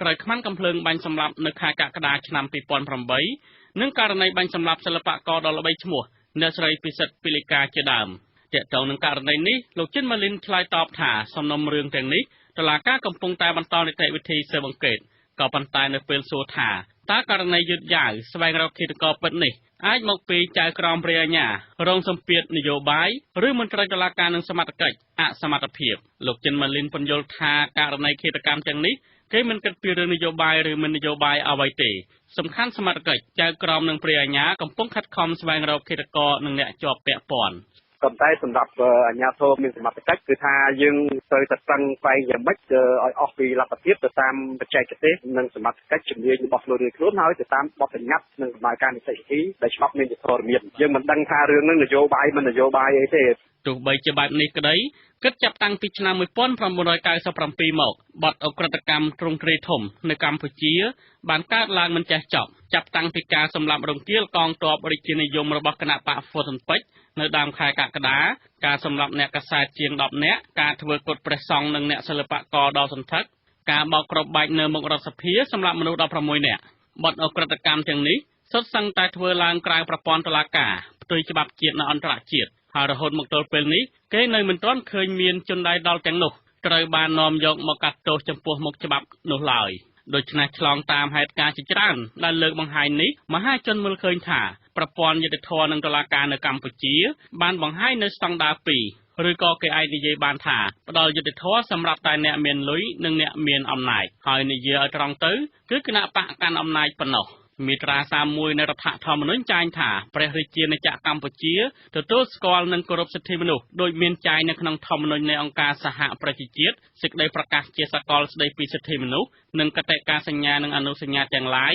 ទាក់ទងនឹងសិទ្ធិមនុស្សសិទ្ធិនារីនិងសិទ្ធិកុមាររីឯមាត្រា 32 បញ្ជាក់ថាជនគ្រប់រូបមានសិទ្ធិរស់រានមានជីវិតសិទ្ធិមានសេរីភាពនិងមានសន្តិសុខផ្ទាល់ខ្លួនទោសប្រហារជីវិតមិនត្រូវឲ្យមានឡើយករណីបាញ់សម្លាប់លោកបណ្ឌិតកែមលីកាលពីថ្ងៃទី 10 កក្កដាឆ្នាំ 2016 នេះវិញគឺជាព្រឹត្តិការណ៍ថ្មីមួយទៀតដែលធ្វើឲ្យមហាជនទាំងជាតិនិងអន្តរជាតិមានការភ្ញាក់ផ្អើលនិងថ្កោលទោសចំពោះការបាញ់សម្លាប់ក្រៅប្រព័ន្ធច្បាប់ទៀតនេះនៅក្នុងពិធីបុណ្យគម្រប់ខួប 100 ថ្ងៃនៅវត្តចាស់កាលពីថ្ងៃទី 15 តុលាអ្នកចូលរួមជាច្រើនបានស្នើសុំឲ្យអ្នករាយការណ៍ពិសេសអង្គការសហប្រជាជាតិទទួលបន្ទុកផ្នែកសិទ្ធិមនុស្សអ្នកស្រីរ៉ូណាស្មីតជួយស្វែងរកយុត្តិធម៌ជូនលោកបណ្ឌិតកែមលីនៅពេលអ្នកស្រីបានទៅគោរពវិញ្ញាណក្ខន្ធលោកកែមលីនៅទីនោះពលរដ្ឋខ្លះលើកឡើងថាអ្វីត្បិតតែលោកបណ្ឌិតកែមលីបាត់បង់តែរូបកាយលើលោកីនេះក្តីតែឧត្តមគតិរបស់លោកនៅមិនទាន់បាត់បង់នោះឡើយចាំរហូតចាំឧត្តមគតិគាត់ជាឧត្តមគតិល្អជាឧត្តមគតិខ្មែរគាត់ជាបណ្ឌិតមួយដ៏ល្អបណ្ឌិតឆ្នើមក្នុងប្រទេសកម្ពុជាយើងព្រះតេជគុណបុត្របន្ទិញប្រធានបណ្ដាញព្រះសង្ឃរួបរวมជាតិដើម្បីយុត្តិធម៌មានធរណីកាថាព្រះអង្គបានរៀបរាប់ជូនអ្នកស្រីរ៉ូណាស្មីតអំពីឃាតកម្មលើរូបលោកកែមលី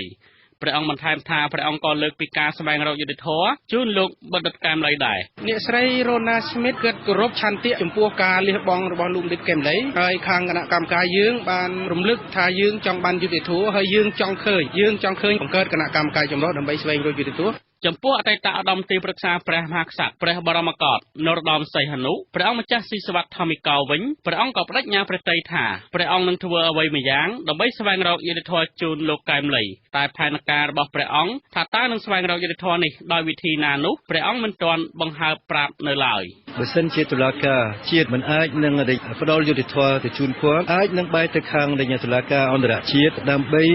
រកយុត្តិធម៌ទៅជូនលោកបណ្ឌិតកែមលីហើយនឹងខ្ញុំកំពុងតែស្វែងរកផ្លូវច្បាប់ស្របទៅតាមច្បាប់អន្តរជាតិណាដើម្បីស្វែងរកយុត្តិធម៌ទៅជូនសារព័ត៌មាន Asian Today សរសេរថាពន្លឺនៃក្តីសង្ឃឹមមានតិចតួច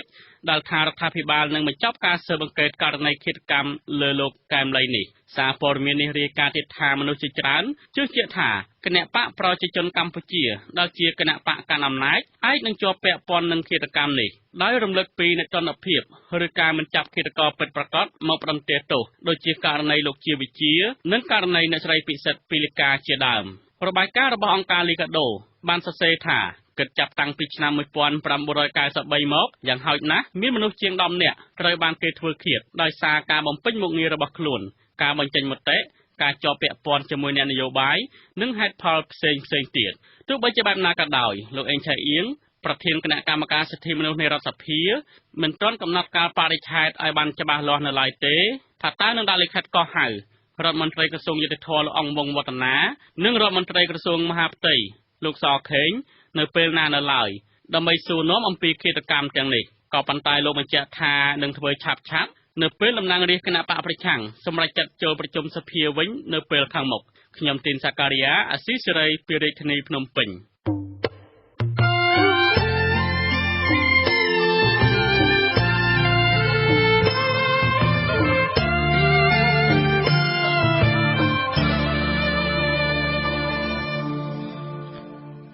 បាទលោកនាងជាទីមេត្រីសមាជិកសហគមន៍ការពារព្រៃឈើសង់រុក្ខវ័ននៅក្រុងសំរោងខេត្តបន្ទាយមានជ័យប្រទះឃើញគ្រាប់កាំភ្លើងថ្លោងធន់60មីលីម៉ែត្រនិងគ្រាប់ដៃដែលសេសសល់ពីសម័យសង្គ្រាមចំនួន7គ្រាប់កាលពីថ្ងៃទី19ខែតុលាក្រុមសហគមន៍បានឲ្យដឹងថានៅក្នុងតំបន់ព្រៃសង់រុក្ខវ័នដែលមានផ្ទៃដីជាង 18,000 ហិកតាគឺជាអតីតសមរភូមិប្រយុទ្ធគ្នារវាងកងទ័ពប៉ារ៉ាខ្មែរក្រហមជាមួយនឹងទាហានរដ្ឋកម្ពុជាចាប់តាំងពីអំឡុងឆ្នាំ1980រហូតដល់ឆ្នាំ1997ជាហេតុបន្សល់ទុកនៅយុទ្ធភ័ណ្ឌមិនទាន់ផ្ទុះនិងគ្រាប់មីនកប់ក្រោមដីជាច្រើនរហូតមកដល់សព្វថ្ងៃនេះលោកហងសាវយុទ្ធរាយការណ៍ពីស្ដារជំវិញរឿងនេះអ្នកគ្រប់គ្រងសហគមន៍ការពារព្រៃឈើសង់រុក្ខវ័ននៅខេត្តរតនមានជ័យកំពុងព្រួយបារម្ភខ្លាចក្រែងសមាជិកសហគមន៍ឬក៏ប្រជាពលរដ្ឋជាច្រើនដែលចូលទៅអាស្រ័យផលនៅក្នុងតំបន់ព្រៃនោះអាចរងគ្រោះថ្នាក់ដោយសារគ្រាប់មីនកប់ក្រោមដីនិងយុទ្ធភ័ណ្ឌមិនទាន់ផ្ទុះដែលសេសសល់ពីសម័យសង្គ្រាមនៅពេលណាមួយ កង្វល់នេះកើតមានឡើងបន្ទាប់ពីគេដឹងថាផ្ទៃដីរបស់សហគមន៍ការពារព្រៃឈើសង់រុក្ខវ័នខ្លះគឺជាអតីតតំបន់សមរភូមិប្រយុទ្ធរវាងចលនាអ្នកតស៊ូនៅក្នុងព្រៃជាមួយនឹងទាហានរដ្ឋកម្ពុជាដែលបន្សល់ទុកគ្រាប់មីនក្រោមដីនិងយុទ្ធភ័ណ្ឌមិនទាន់ផ្ទុះនៅរាយប៉ាយជាច្រើនកន្លែងប្រធានសហគមន៍សង់រុក្ខវ័នគឺព្រះភិក្ខុប៊ុនសាលួត ព្រះអង្គមានថេរដីកាថាសាមណេរមួយចំនួនបានតាមព្រះអង្គទៅដើរល្បាតការពារព្រៃហើយកាលពីថ្ងៃទី19ខែតុលាសាមណេរទាំងនោះក៏បានប្រទះឃើញគ្រាប់កាំភ្លើងផ្លោងធន់60មីលីម៉ែត្រព្រមទាំងគ្រាប់បែកដៃចំនួន7គ្រាប់នៅជិតរោងដែលព្រះអង្គធ្វើសម្រាប់ស្នាក់នៅ ព្រះភិក្ខុប៊ុនសាលួតមានព្រះថេរដីកាទៀតថានេះមិនមែនជាលើកទី1ទេដែលក្រុមការងារសហគមន៍ប្រទះឃើញគ្រាប់មិនទាន់ផ្ទុះគឺជាច្រើនលើកមកហើយដែលគេបានប្រទះឃើញគ្រាប់មីនចាស់ៗដែលគេដាក់បង្កាយតាមព្រៃព្រមទាំងគ្រាប់មីនប្រឆាំងរថក្រោះធំៗនៅកប់ក្រោមដីដោយសេសសល់ពីសម័យសង្គ្រាមក្នុងទសវត្សរ៍ទី80និង 90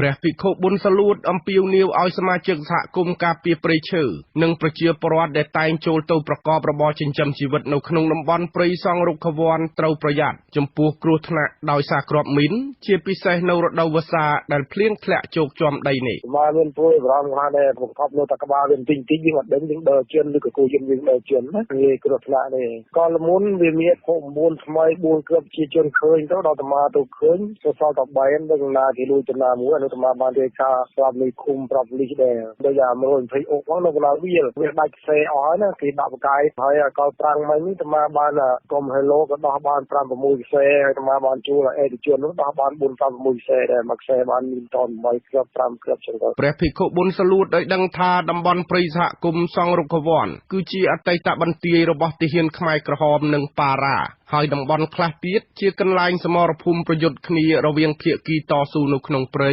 ជាមួយកងទ័ពរដ្ឋកម្ពុជាចាប់ពីអំឡុងឆ្នាំ1980រហូតដល់ឆ្នាំ1997 ព្រះភិក្ខុប៊ុនសាលួតប៉ាន់ប្រមាណថាក្នុងចំណោមផ្ទៃដីសហគមន៍ព្រៃឈើរបស់ព្រះអង្គចំនួនជាង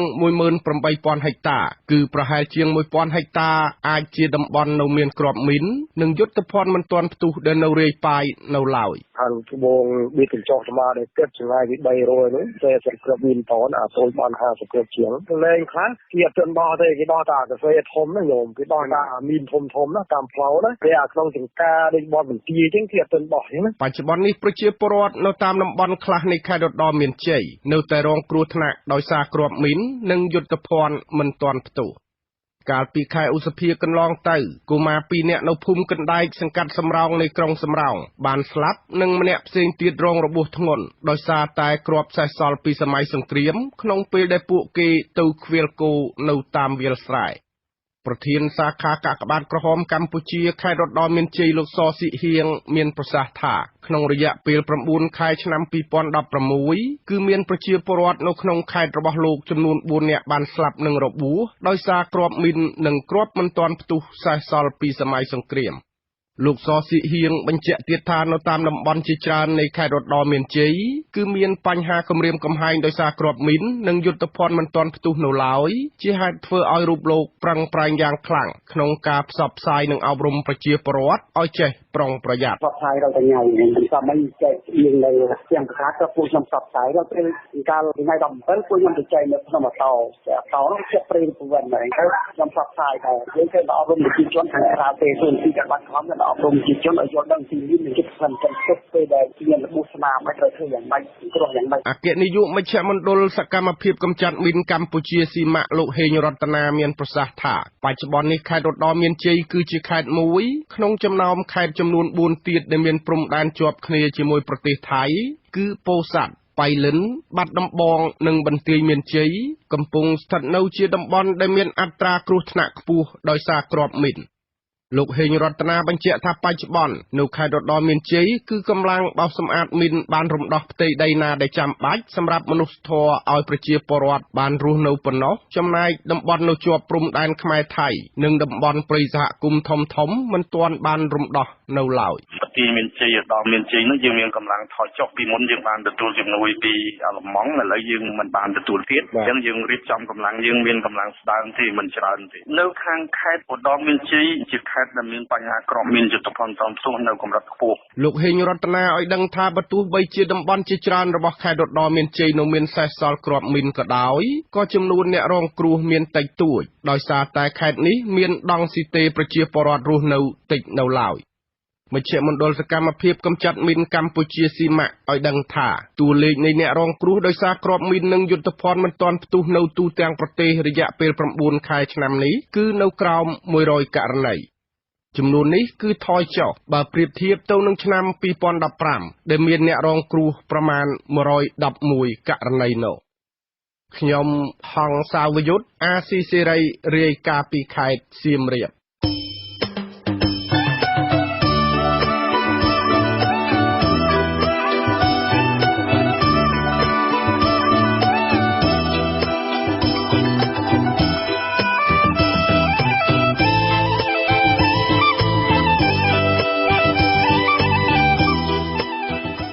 ជាបន្តទៅទៀតនេះខ្ញុំបាទតាំងសារ៉ាដាសូមជូនព័ត៌មានបញ្ចប់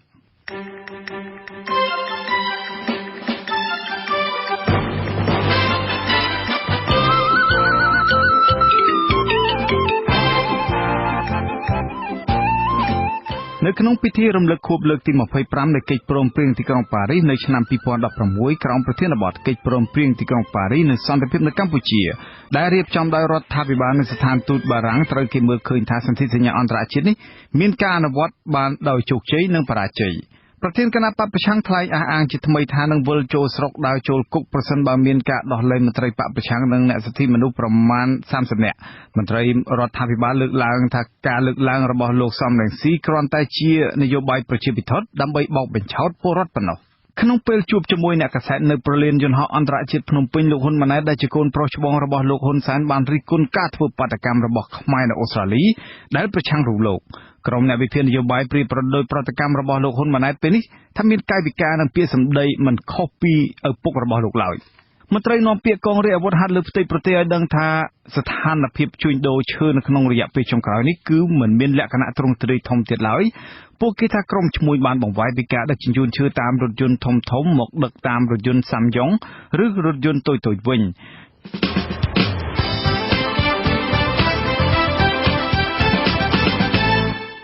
លោកនាងកញ្ញាអ្នកស្ដាប់ជាទីមេត្រីកម្មវិធីផ្សាយរយៈពេល1ម៉ោងនៃវិទ្យុអាស៊ីសេរីជាភាសាខ្មែរនៅពេលនេះចប់តែប៉ុណ្ណេះ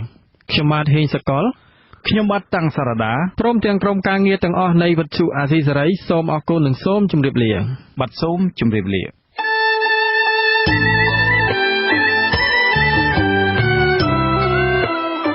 វិទ្យុអាស៊ីសេរីផ្សាយតាមរយៈរលកធាតុអាកាសខ្លីឬ short wave តាមកម្រិតនិងកម្ពស់ដូចតទៅនេះ ពេលព្រឹកចាប់ពីម៉ោង 5 កន្លះដល់ម៉ោង 6 កន្លះម៉ោងនៅកម្ពុជាលោកអ្នកនាងអាចស្ដាប់វិទ្យុអាស៊ីសេរីតាមរយៈរលកធាតុអាកាសខ្លី 12140 kHz ស្មើនឹងកម្ពស់ 25m ពេលយប់ចាប់ពីម៉ោង 7 កន្លះដល់ម៉ោង 8 កន្លះតាមរយៈរលកធាតុអាកាសខ្លី 13740 kHz ស្មើនឹងកម្ពស់ 22m លោកអ្នកនាងក៏អាចស្ដាប់ការផ្សាយផ្ទាល់របស់វិទ្យុអាស៊ីសេរីតាមប្រព័ន្ធអ៊ីនធឺណិតដោយចូលទៅកាន់គេហទំព័រ www.rfa.org/ ខ្មែរក្រៅពីនេះលោកអ្នកនាងក៏អាចអាននិងទស្សនាព័ត៌មានវិទ្យុអាស៊ីសេរីលើទូរស័ព្ទដៃរបស់លោកអ្នកផ្ទាល់សូមលោកអ្នកនាងចូលទៅកាន់បណ្ដាញសង្គម Facebook ដែលមានអាសយដ្ឋាន facebook.com/rfa cambodia និង youtube.com/khmervideo សូមលោកអ្នកនាងចុច like និង ប៉ុន្តែឈ្មោះរកស៊ីឈើទាំងនោះគឺនៅតែដដែលលោកសុសុខប្រាថ្នារាយការណ៍មន្ត្រីនាំពាក្យកងរាជអាវុធហត្ថលើផ្ទៃប្រទេសបញ្ជាក់ថាគណៈកម្មការជាតិទប់ស្កាត់និងបង្ក្រាបបទល្មើសព្រៃឈើបានចាត់វិធានការលើករណីដឹកជញ្ជូនឈើខុសច្បាប់ជាទ្រង់ទ្រាយតូចជាច្រើនក្នុងរយៈពេលប្រមាណខែចុងក្រោយនេះប៉ុន្តែមិនទាន់បានបូកសរុបការងារថាមានប្រមាណករណីឬមានចំនួនឈើប្រមាណម៉ែត្រគីបនោះឡើយមន្ត្រីនាំពាក្យកងរាជអាវុធហត្ថលើផ្ទៃប្រទេសលោកអេងហ៊ីមានប្រសាសន៍នៅថ្ងៃទី$20ថាក្រោយពេលឈើប្រមាណ70000ម៉ែត្រគីបត្រូវបានរាជរដ្ឋាភិបាលដាក់ដេញថ្លៃកាលពីខែកក្កដាគណៈកម្មការជាតិទប់ស្កាត់និងបង្ក្រាបបទល្មើសព្រៃឈើនៅតែបន្តការងាររបស់ខ្លួនដើម្បីឲ្យស្របទៅនឹងគោលបំណងដែលរាជរដ្ឋាភិបាលបង្កើតគណៈកម្មការនេះឡើងកាលពីខែមករា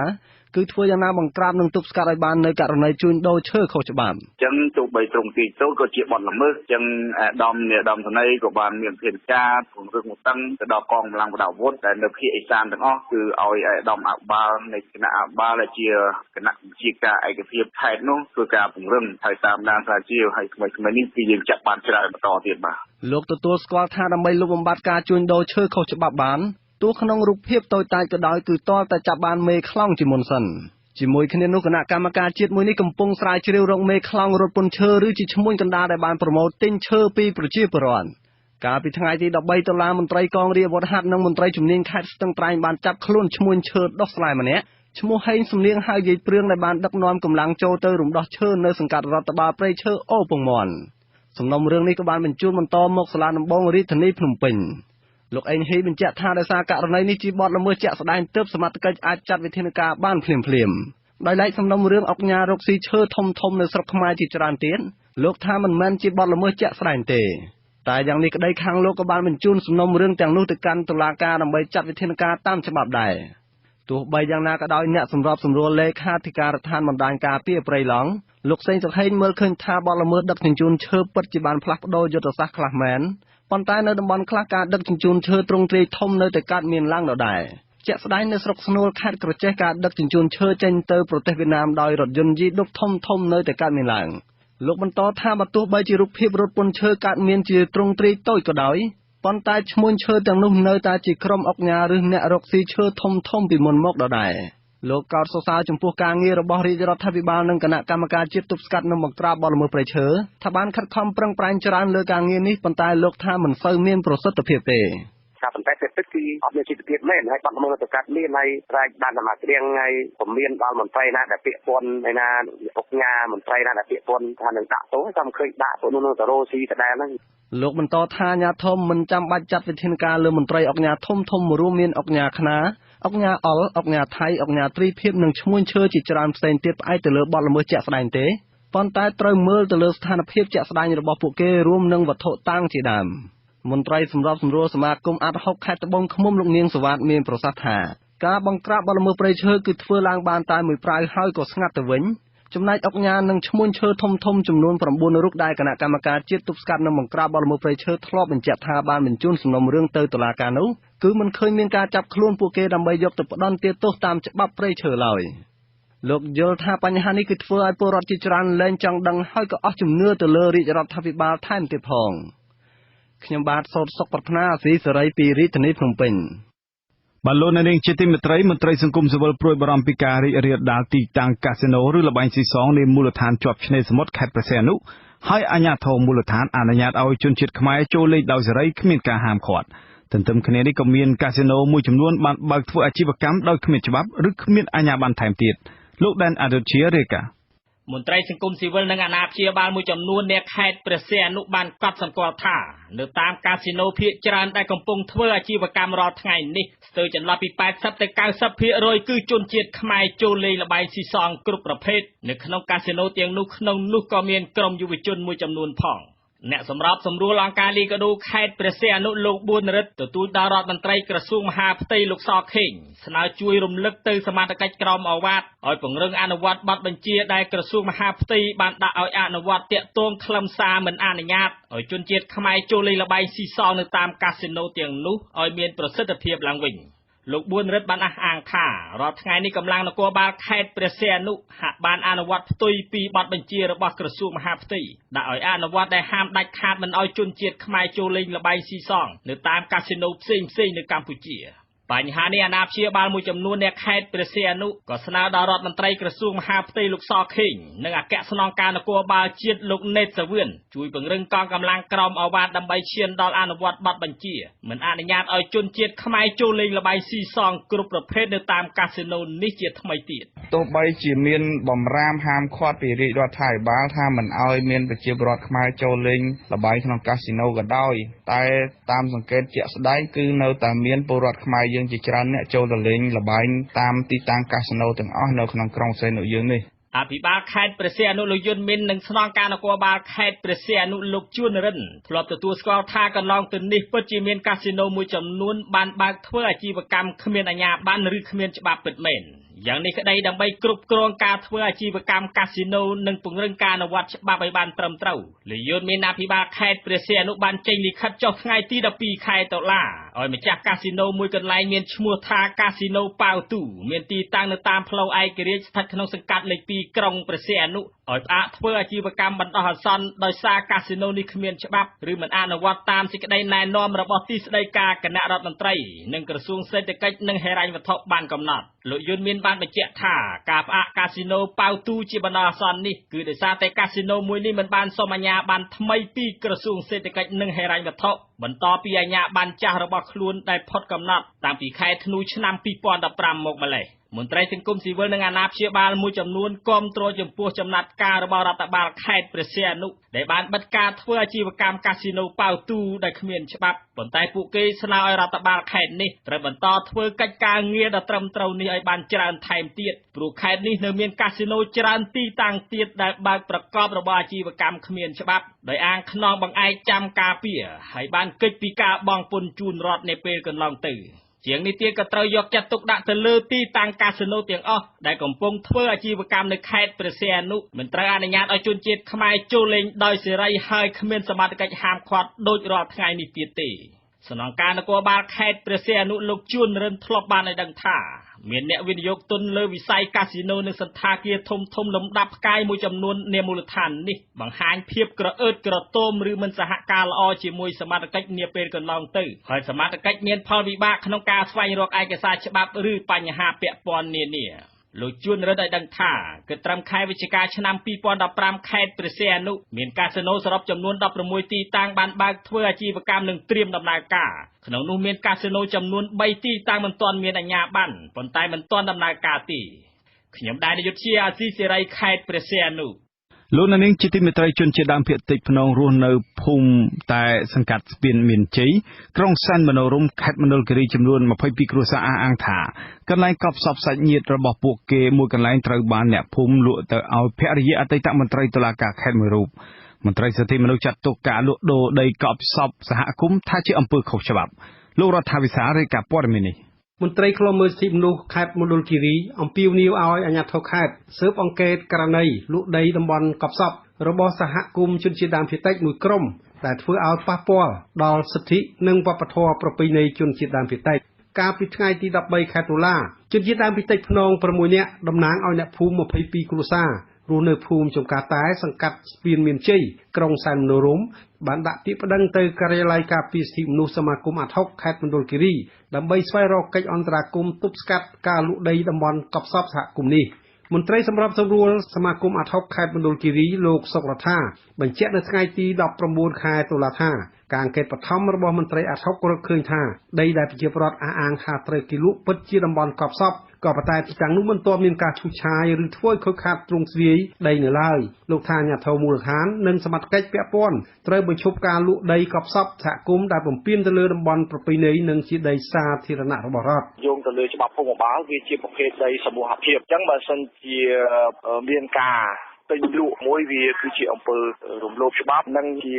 អំពើមួយដែលរំលោភទៅលើប្រពៃណីជនជាតិដើមភាគតិចពាក្យប្តឹងរបស់តំណាងប្រជាពលរដ្ឋ22គ្រួសារឲ្យដឹងថាអ្នកភូមិដែលលក់ដីគឺជាជនជាតិដើមភាគតិចដូចគ្នារស់នៅភូមិចំការតែឈ្មោះភ្លិជ្រីលចំណែកអ្នកទិញដីគឺជាភរិយាអតីតចៅក្រមសាលាដំបងខេត្តមណ្ឌលគិរីមួយរូបដែលអ្នកភូមិមិនស្គាល់អត្តសញ្ញាណច្បាស់លាស់វិទ្យុអស៊ីសេរីមិនអាចតាក់ទងលោកភ្លិជ្រីលសូមបំភ្លឺករណីនេះបានទេនៅថ្ងៃទី19ខែតុលារីឯចៅសង្កាត់ស្ពានមានជ័យលោកសាក់ហ៊ានបញ្ជាក់ថាដីនោះពិតជាបានលក់ដូរមែនតាំងពី10ឆ្នាំមុនតាមរយៈជនជាតិដើមភាគតិចក្នុងភូមិជាមួយគ្នាក៏ប៉ុន្តែមិនមានអាជ្ញាធរមូលដ្ឋានចេញលិខិតបញ្ជាក់អ្វីទាក់ទិនការលក់ដូរដីនោះទេលោកថារហូតបច្ចុប្បន្នអាជ្ញាធរខេត្តកំពុងរៀបចំចុះបញ្ជីកម្មសិទ្ធិដីតំបន់នោះជាប្រព័ន្ធទើបមានការតវ៉ាឡើងអ្នកភូមិគាត់នៅថែសារគាត់នៅជាប់ហ្នឹងណាគាត់អ្នកលក់ដូរនិយាយទៅមកអ្នកទិញហ្នឹងក៏មិនដឹងថាធ្នូខ្មោចមិនដឹងថាអីប្រៃដោះវិញហ្នឹងដែរចាស់ព្រឹទ្ធាចារ្យជនជាតិដើមភាគតិចភ្នងឈ្មោះសំរិទ្ធថនបញ្ជាក់ថាដីនោះពិតជាដីតំបន់កប់សពសហគមន៍22គ្រួសារនិងមានភ្នូកប់សពរាប់សិបកន្លែងលោកថាដីតំបន់នោះមានទំហំជិត1ហិកតាជាអតីតទីតាំងឈរជើងរបស់យោធាមុនឆ្នាំ1980ប៉ុន្តែក្រោយពេលយោធាដកចេញពីកន្លែងនោះដីពាក់កណ្ដាលត្រូវប្រជាពលរដ្ឋយកធ្វើចំការកាហ្វេនិងពាក់កណ្ដាលទៀតអ្នកភូមិបានយកធ្វើជាកន្លែងកប់សពសហគមន៍ដីគ្រូក្បត់ខ្ញុំនឹងទៅបីគេបំក៏ដល់ខ្ញុំអត់យល់លេងចៅខ្ញុំថែរក្សាសម្រាប់ខ្ញុំកូនខ្ញុំថែរហូតដល់ថែខ្មោចទៀតទោះបីជាយ៉ាងណាក៏ដោយមន្ត្រីឃ្លាំមើលសិទ្ធិមនុស្សសមាគមអាត់ហុកដដែលបញ្ជាក់ថានឹងអន្តរាគមន៍ពាក្យប្តឹងរបស់អ្នកភូមិទៅមន្ត្រីមន្ទីររៀបចំដែនដីនគររូបនីយកម្មនិងសំណង់ខេត្តឲ្យបង្អាក់ការចេញបានសម្គាល់កម្មសិទ្ធិកាន់កាប់ដីដែលអ្នកភូមិតវ៉ាដើម្បីស៊ើបអង្កេតករណីនេះឡើងវិញខ្ញុំរដ្ឋាវិសាលអាស៊ីសេរីរាយការណ៍ពីខេត្តរតនគិរីអាស៊ីសេរី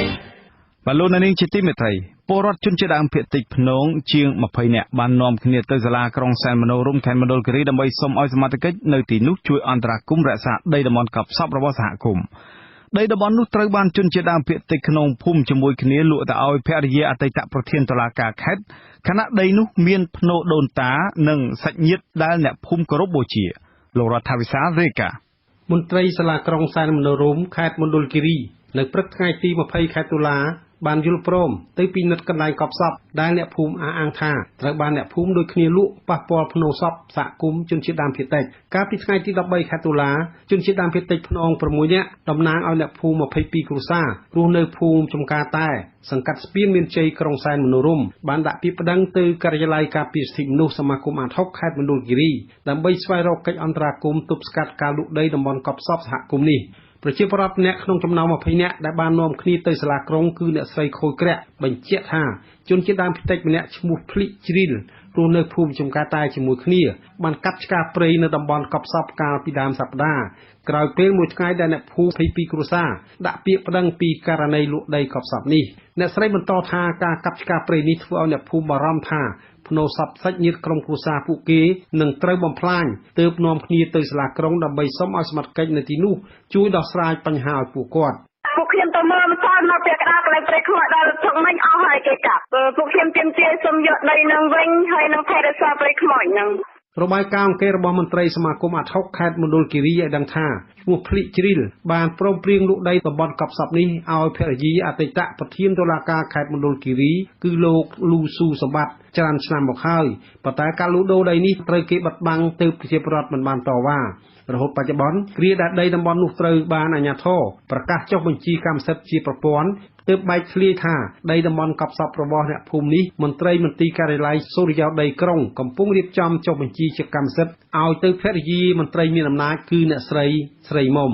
តែទិនករណីនេះអភិបាលក្រុងសែនមនោរម្យលោកឡុងវិបុលទទួលស្គាល់ថាមន្ត្រីសាលាក្រុងបានចុះពិនិត្យទីតាំងទំនល់នោះហើយនិងបានណែនាំឲ្យប្រជាពលរដ្ឋអ្នកតវ៉ាដាក់ពាក្យប្តឹងមកសាលាក្រុងដើម្បីសម្របសម្រួលបញ្ហានេះលោកថានឹងកោះហៅភាគីពាក់ព័ន្ធទាំងអស់ជួបដោះស្រាយបញ្ហានេះមុនអនុវត្តវិធានការច្បាប់ចា៎បើខ្ញុំបញ្ជូនលោកអភិបាលក្រុងរងរបស់ខ្ញុំដើម្បី ចុះទៅសម្របសម្រួលគាត់សកម្មភាពទាំងអស់នេះរងចាំតែជជែកគ្នាសិនតែមិនឲ្យបងប្អូនទាំងពីរនេះអាចទទួលយកបានរៀងខ្លួនចំណែកមន្ត្រីសម្របសម្រួលសមាគមអាត60ខេត្តមណ្ឌលគិរីលោកសុករដ្ឋាចាត់ទុកការលក់ដូរដីកប់សពសហគមន៍គឺជាអំពើខុសច្បាប់លោកស្នើសុំឲ្យសមាជិកសាលាក្រុងដោះស្រាយបញ្ហានេះដោយតម្លាភាពជូនប្រជាពលរដ្ឋមិនត្រូវឲ្យមានការទិញលក់អីតាមធ្វើចិត្តហើយយកមកធ្វើជាផលប្រយោជន៍បកគោលទេមិនត្រូវមានការទំនោរទៅភាគីអ្នកដែលមានអំណាចអ្នកដែលមានលុយទេត្រូវទោះបីយ៉ាងណាក៏ដោយតំណាងប្រជាពលរដ្ឋ22គ្រួសារនៅរសៀលថ្ងៃទី20ខែតុលាបានធ្វើពាក្យប្តឹងករណីលក់ដីកប់សពសហគមន៍នេះទៅការិយាល័យទទួលពាក្យប្តឹង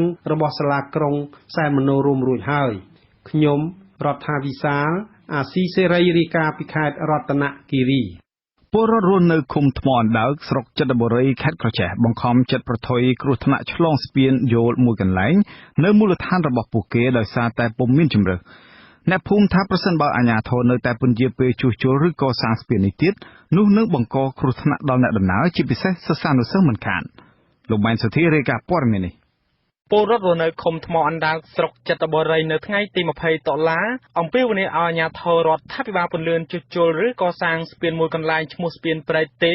ដែលមានសភាពទ្រុឌទ្រោមខ្លាំងដើម្បីសម្រួលជីវភាពរស់នៅរបស់ពួកគេពលរដ្ឋម្នាក់ក្នុងចំណោមពលរដ្ឋជាច្រើនទៀតគឺលោករំយ៉ាប់ចាត់ទុកស្ពានមួយខ្សែនេះជាសរសៃឈាមសេដ្ឋកិច្ចអ្នកភូមិរាប់ពាន់គ្រួសារនៅតំបន់នោះច្រើនឆ្នាំកន្លងមកក៏ប៉ុន្តែអ្នកភូមិព្រួយបារម្ភពីសុវត្ថិភាពខណៈដែលស្ថានភាពស្ពាននេះទ្រុឌទ្រោមខ្លាំងលោកបន្តថាអ្នកភូមិមួយចំនួនបានដឹកកសិផលនិងឈើប្រណិតតាមម៉ូតូលើទម្ងន់ឆ្លងស្ពានក៏ជាផ្នែកមួយបណ្ដាលឲ្យស្ពាននេះរងការខូចខាតដែរយើងការធ្វើដំណើរទៅវារលាស់ខ្លាំងហើយដល់ពេល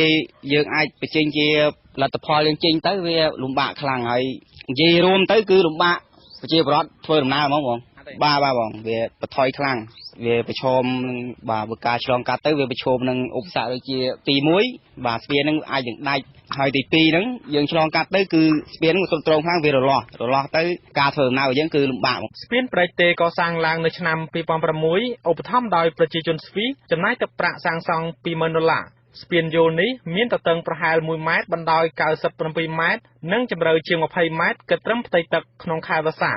មេឃុំថ្មអណ្ដើកលោកអែមលេនទទួលស្គាល់ថាស្ពាននេះមានសភាពទ្រុឌទ្រោមក៏ប៉ុន្តែគម្រោងកសាងស្ពាននេះឡើងវិញត្រូវចំណាយថវិកាច្រើនហួសពីសមត្ថភាពធនធានរបស់អាជ្ញាធរឃុំហេតុនេះលោកបានរាយការណ៍បញ្ហានេះទៅថ្នាក់លើរួចហើយតែយ៉ាងណាលោកថាកន្លងមកអាជ្ញាធរឃុំបានរៃអង្គាសថវិកាពីពលរដ្ឋនៅមូលដ្ឋានជួសជុលបណ្ដាដែរលោកទទូចឲ្យរដ្ឋាភិបាលនិងអង្គការសង្គមស៊ីវិលជួយពន្លឿនកសាងស្ពាននេះដើម្បីធានាសុវត្ថិភាពប្រជាជននិងសម្រាលជីវភាពរស់នៅអ្នកភូមិប្រជាជននៅទីនេះសំណូមពរច្រើនឲ្យបានស្ពានថ្មីចង់បានស្ពានបេតុងហើយខ្ញុំក៏បានសំណើទៅតាមរយៈកិច្ចការរដ្ឋបាលនឹងជំរាបជូនលោកអភិបាលខេត្តអបាលស្រុកឲ្យបានជ្រាបថាស្ពាននេះមានការទ្រុឌទ្រោមហើយក៏ចំណុចសំខាន់ឃុំពុំមានលទ្ធភាពធ្វើទេព្រោះនេះតរដ្ឋាភិបាលសូម្បីតែខេត្តហ្នឹងក៏គ្មានលទ្ធភាពធ្វើដែរវាធំប្រធានមជ្ឈមណ្ឌលប្រជាពលរដ្ឋដើម្បីអភិវឌ្ឍនិងសន្តិភាពលោកយ៉ងគឹមអេងយល់ថាអាជ្ញាធររដ្ឋាភិបាលគួរតែចាត់វិធានការដោះស្រាយបញ្ហានេះជាបន្ទាន់ដើម្បីបញ្ជៀសគ្រោះថ្នាក់លោកបារម្ភថាប្រសិនបើអាជ្ញាធរនៅតែពន្យាពេលមិនដោះស្រាយបញ្ហានេះទេមានន័យថាអាជ្ញាធររដ្ឋាភិបាលមិនបានប្រើប្រាស់វិធានការបង្ការឲ្យអស់លទ្ធភាពក្នុងការការពារសុវត្ថិភាពពលរដ្ឋខ្ញុំមិនគិតថាអាជ្ញាធរនៅមូលដ្ឋានអត់ថវិកាសោះក្នុងការគាត់តែជួសជុលឲ្យវាមានលំនឹងរងចាំដល់ការថានៅត្រង់ព្រៃធំណាបាទអញ្ចឹងខ្ញុំថាគាត់គួរតែប្រើប្រាស់ថវិការបស់ខេត្តថវិការបស់ស្រុកដែលមានសម្រាប់ការសាងសង់ព្រោះខេត្តអីក៏មានថវិកាសម្រាប់ការសាងសង់សម្រាប់ការជួសជុលណាកាលពីឆ្នាំ2015កុមារម្នាក់បានរអិលធ្លាក់ពីលើស្ពាននោះនៅគ្រាដែលគេត្រឡប់ពីសាលារៀនឆ្លងកាត់ស្ពាននេះឃុំថ្មអណ្ដើកស្រុកចិត្តបុរីខេត្តក្រចេះស្ថិតនៅទិសខាងត្បូងនៃទីរួមខេត្តក្រចេះឆ្ងាយពីទីរួមខេត្តជាង40គីឡូម៉ែត្រពលរដ្ឋរស់នៅទីនោះមានចំនួនជាង 1000 គ្រួសារស្មើនឹងពលរដ្ឋជាង 5000 នាក់ខ្ញុំម៉ែនសុធីអាស៊ីសេរីពីខេត្តក្រចេះលោកនាងទើបបានស្ដាប់ព័ត៌មានប្រចាំថ្ងៃរបស់វិទ្យុអាស៊ីសេរីផ្សាយចេញពីរដ្ឋធានី Washington សហរដ្ឋអាមេរិកសូមលោកនាងរងចាំស្ដាប់សេចក្តីរាយការណ៍ពុស្ដាប់ផ្សេងៗនៃកម្មវិធីផ្សាយរបស់យើងនាពេលបន្តិចទៅនេះ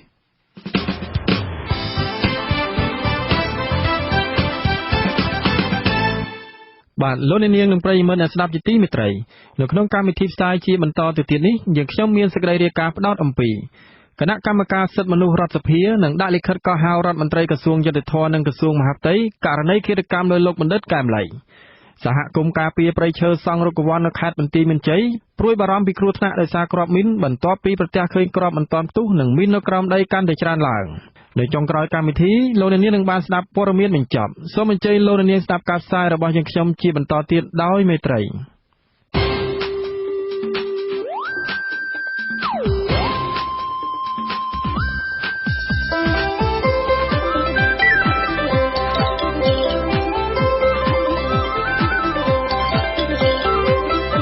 សេចក្តីរាយការណ៍ពិស្ដា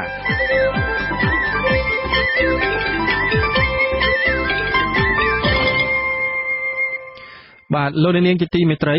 អស់រយៈពេលជាង3ខែមកហើយយុត្តិធម៌និងឃាតករពិតឬអ្នកនៅពីក្រោយខ្នងការបាញ់សម្លាប់លោកបណ្ឌិតកែមលីអាជ្ញាធរមិនទាន់រកឃើញនៅឡើយទេក្រុមអ្នកការពារសិទ្ធិមនុស្សព្រួយបារម្ភថាករណីបណ្ឌិតកែមលីអាចមានវាសនាដោយករណីលោកជាវិជាមេដឹកនាំសហជីពដែរដោយសារឃាតករពិតប្រាកដនិងអ្នកនៅពីក្រោយខ្នងមិនទាន់ត្រូវបាននាំមកផ្ដន្ទាទោសនៅឡើយទេ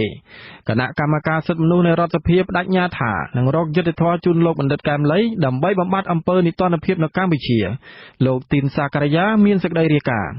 ក្រោយពីរៀបចំពិធីបុណ្យគម្រប់ខួប100ថ្ងៃសពបណ្ឌិតកែមលីរួចរាល់ហើយអ្វីដែលក្រុមគ្រួសារលោកសាធារណជនទាមទារនិងទន្ទឹងរង់ចាំចង់ដឹងនោះថាតើអ្នកណាជាឃាតករពិតហើយយុត្តិធម៌នឹងមានដែរឬទេ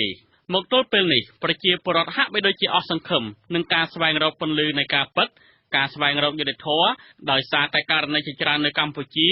ដែលគេចាត់ទុកថាជាឃាតកម្មនយោបាយនោះតុលាការនិងសមត្ថកិច្ចរបស់រដ្ឋាភិបាលមិនរកឃើញឃាតករពិតនិងអ្នកពាក់ព័ន្ធនោះឡើយទោះបីជាបែបនេះក្តីប្រធានគណៈកម្មការទី1នៃរដ្ឋសភាគឺគណៈកម្មការសិទ្ធិមនុស្សទទួលពាក្យបណ្ដឹងអង្កេតនិងទំនាក់ទំនងជាមួយរដ្ឋសភាប្រសិទ្ធិ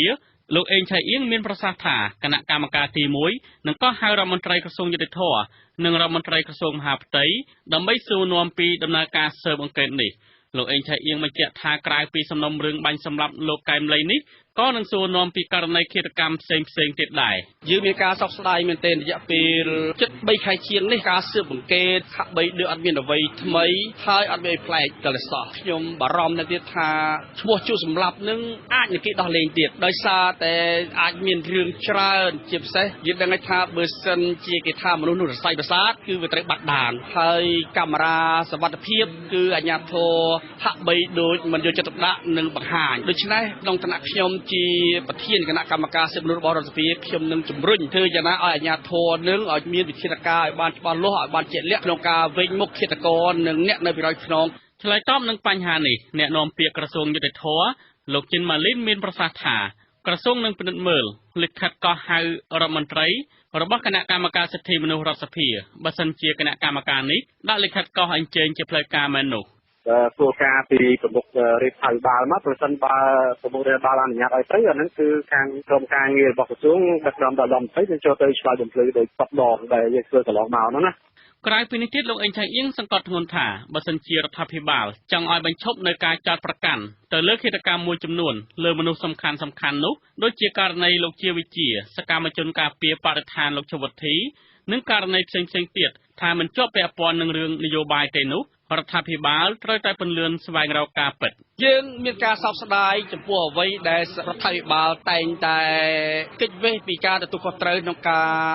ស្លាប់របស់អ្នកនយោបាយអ្នកសារព័ត៌មានសិល្បករហើយរួមចុងក្រោយនេះគឺលោកបណ្ឌិតកែមលីតែម្ដងឲ្យតែមានការនិយាយការថ្លាថ្លែងគឺតែងតែចោទប្រកាន់មកលើអ្នកនិយាយចឹងហើយខ្ញុំសូមពៀងនាវបើរដ្ឋាភិបាលអាជ្ញាធរមានសមត្ថកិច្ចបើមិនចង់ឲ្យមានការចោទប្រកាន់ថារឿងនឹងជារឿងនយោបាយសូមត្រូវតែធ្វើយ៉ាងណាពេញមុខឃាតករនិងអ្នកនៅក្នុងក្រុមឃាតករឃើញទៅប្រជាពលរដ្ឋនឹងអស់ចិត្តដែរជាការពិតឃាតកម្មមួយចំនួនដល់សមត្ថកិច្ចរដ្ឋាភិបាលនិងតុលាការបានខិតខំស្វែងរកឃាតករពិតករណីខ្លះបានចំណាយពេលជាង10ឆ្នាំខ្លះមានរយៈពេលជិត20ឆ្នាំតែយុត្តិធម៌មិនទាន់ទទួលបាននៅឡើយសម្រាប់គ្រួសារជនរងគ្រោះនោះមានដូចជាឃាតកម្មលើលោកជាវិជាប្រធានសហជីពសេរីកម្មករនៃព្រះរាជាណាចក្រកម្ពុជា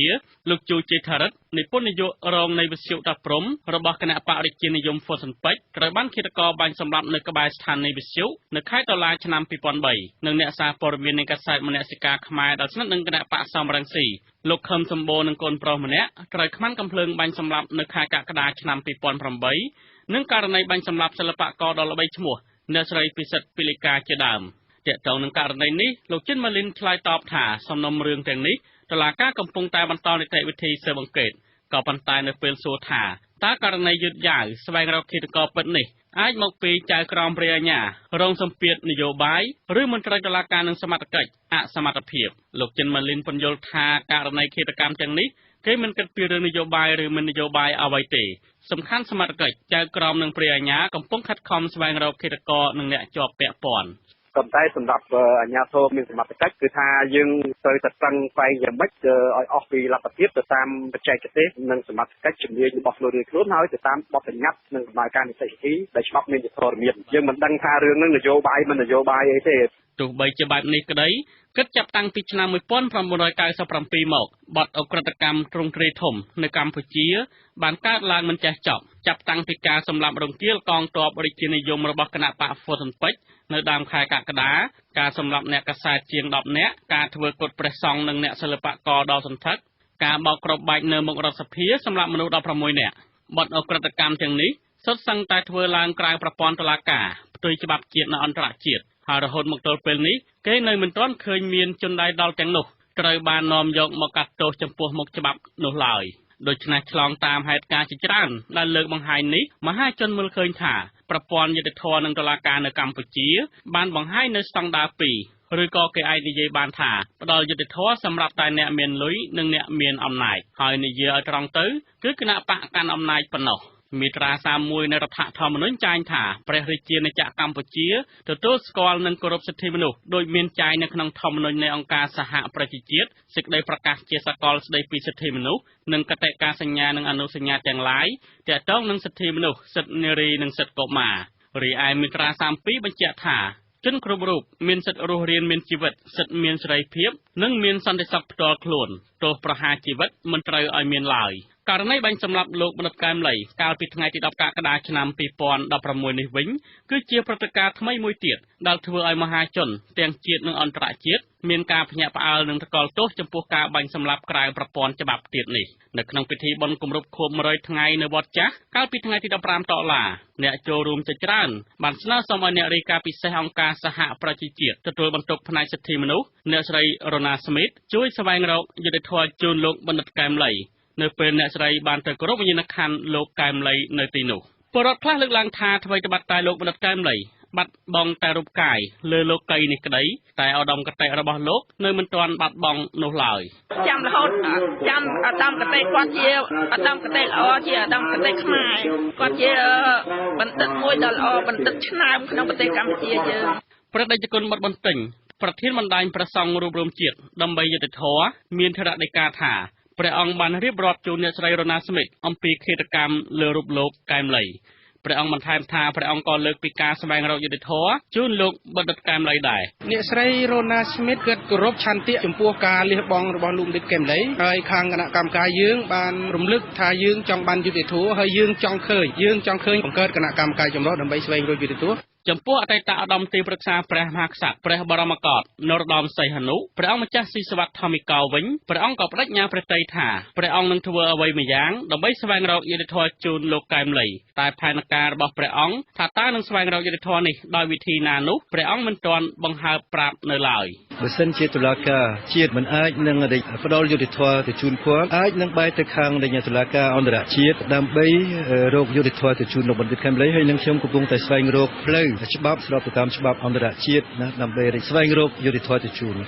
សារព័ត៌មាន Asian Today សរសេរថាពន្លឺនៃក្តីសង្ឃឹមមានតិចតួចដែលថារដ្ឋាភិបាលនឹងបញ្ចប់ការស៊ើបអង្កេតករណីឃាតកម្មលើលោកកែមលីនេះសារព័ត៌មាននេះរាយការណ៍ទៀតថាមនុស្សជាច្រើនជឿជាក់ថាគណៈបកប្រជាជនកម្ពុជាដែលជាគណៈបកកាន់អំណាចអាចនឹងជាប់ពាក់ព័ន្ធនឹងឃាតកម្មនេះដោយរំលឹកពីនិតិនភាពឬការមិនចាប់ឃាតករពិតប្រាកដមកផ្ដន្ទាទោសដូចជាករណីលោកជាវិជានិងករណីអ្នកស្រីពិសិដ្ឋពីលីកាជាដើមរបាយការណ៍របស់អង្គការលីកាដូបានសរសេរថាគិតចាប់តាំងពីឆ្នាំ1993មកយ៉ាងហោចណាស់មានមនុស្សជាង10នាក់ត្រូវបានគេធ្វើឃាតដោយសារការបំពេញមុខងាររបស់ខ្លួនការបញ្ចេញមតិការជាប់ពាក់ព័ន្ធជាមួយអ្នកនយោបាយនិងហេតុផលផ្សេងទៀតទោះបីជាបែបណាក៏ដោយលោកអេងឆៃអៀង ប្រធានគណៈកម្មការសិទ្ធិមនុស្សនៃរដ្ឋសភាមិនទាន់កំណត់កាលបរិច្ឆេទឲ្យបានច្បាស់លាស់នៅឡើយទេថាតើនឹងដាក់លិខិតកោះហៅរដ្ឋមន្ត្រីក្រសួងយុតិធម៌លោកអង្គវងវឌ្ឍនានិងរដ្ឋមន្ត្រីក្រសួងមហាផ្ទៃលោកសខេងនៅពេលណានៅឡើយដើម្បីសួរនាំអំពីឃាតកម្មទាំងនេះក៏ប៉ុន្តែលោកបញ្ជាក់ថានឹងធ្វើឆាប់នៅពេលតំណាងរាស្ត្រគណៈបកប្រឆាំងសម្រាប់ចាត់ចូលប្រជុំសភាវិញនៅពេលខាងមុខខ្ញុំទីនសាការីយ៉ាអាស៊ីសេរីពីរាជធានីភ្នំពេញ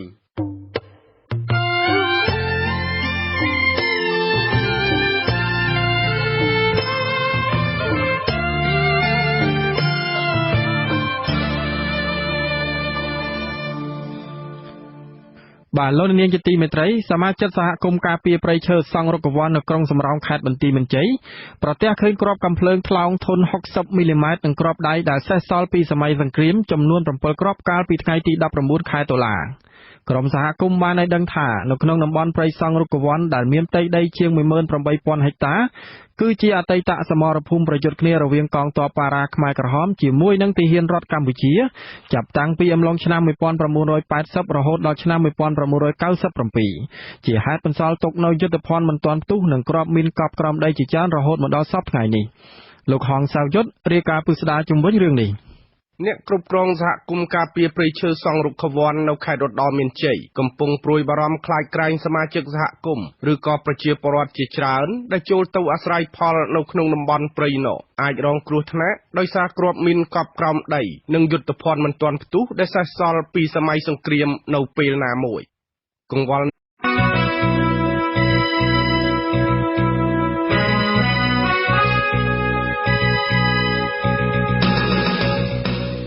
You're listening to Radio Free Asia.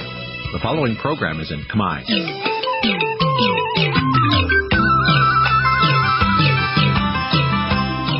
នេះជាកម្មវិធីផ្សាយ Vuthu Azizi Serai នេះជាកម្មវិធីផ្សាយរបស់ Vuthu Azizi Serai ជាភាសាខ្មែរ Vuthu Azizi Serai សូមស្វាគមន៍លោកអ្នកនាងទាំងអស់ពីរដ្ឋធានី Washington នៃសហរដ្ឋអាមេរិកខ្ញុំបាទហេងសកលសូមជម្រាបសួរលោកអ្នកនាងអ្នកស្ដាប់វិទ្យុអាស៊ីសេរីជាទីមេត្រីខ្ញុំបាទតាំងសារដាក៏សូមជម្រាបសួរលោកអ្នកនាងអ្នកស្ដាប់ទាំងអស់ជាទីគោរពរាប់អានយើងខ្ញុំសូមជូនកម្មវិធីផ្សាយសម្រាប់ព្រឹកថ្ងៃសុក្រ5រោចខែអាសត់ឆ្នាំវកអត្តស័កពុទ្ធសករាជ2560ត្រូវនៅថ្ងៃទី21ខែតុលាគ្រិស្តសករាជ2016ជាដំបូងនេះសូមអញ្ជើញលោកអ្នកនាងស្ដាប់ព័ត៌មានប្រចាំថ្ងៃ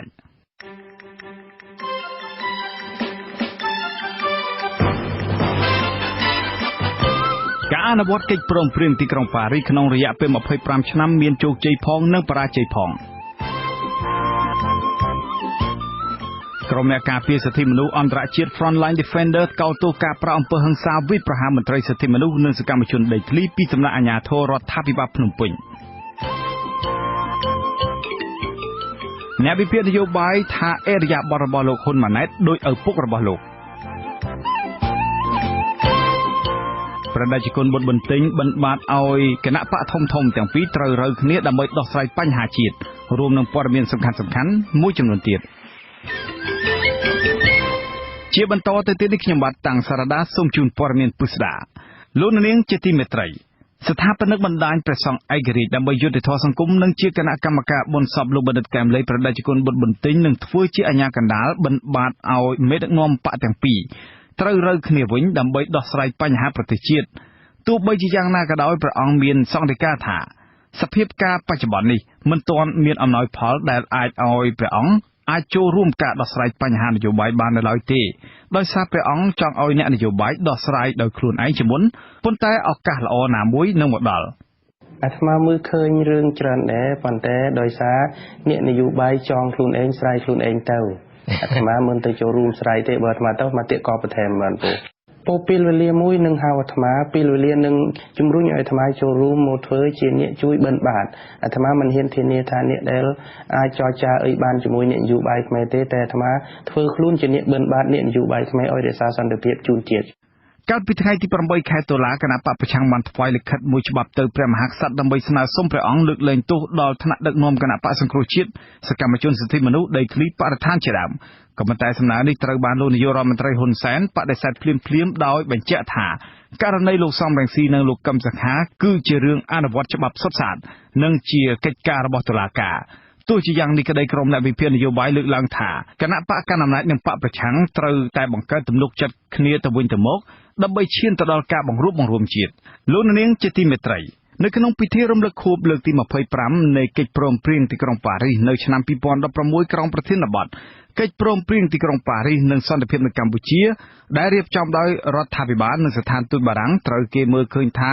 សន្ធិសញ្ញាអន្តរជាតិនេះមានការអនុវត្តបានជោគជ័យផងនិងបរាជ័យផងលោកលេងម៉ាលីរាយការណ៍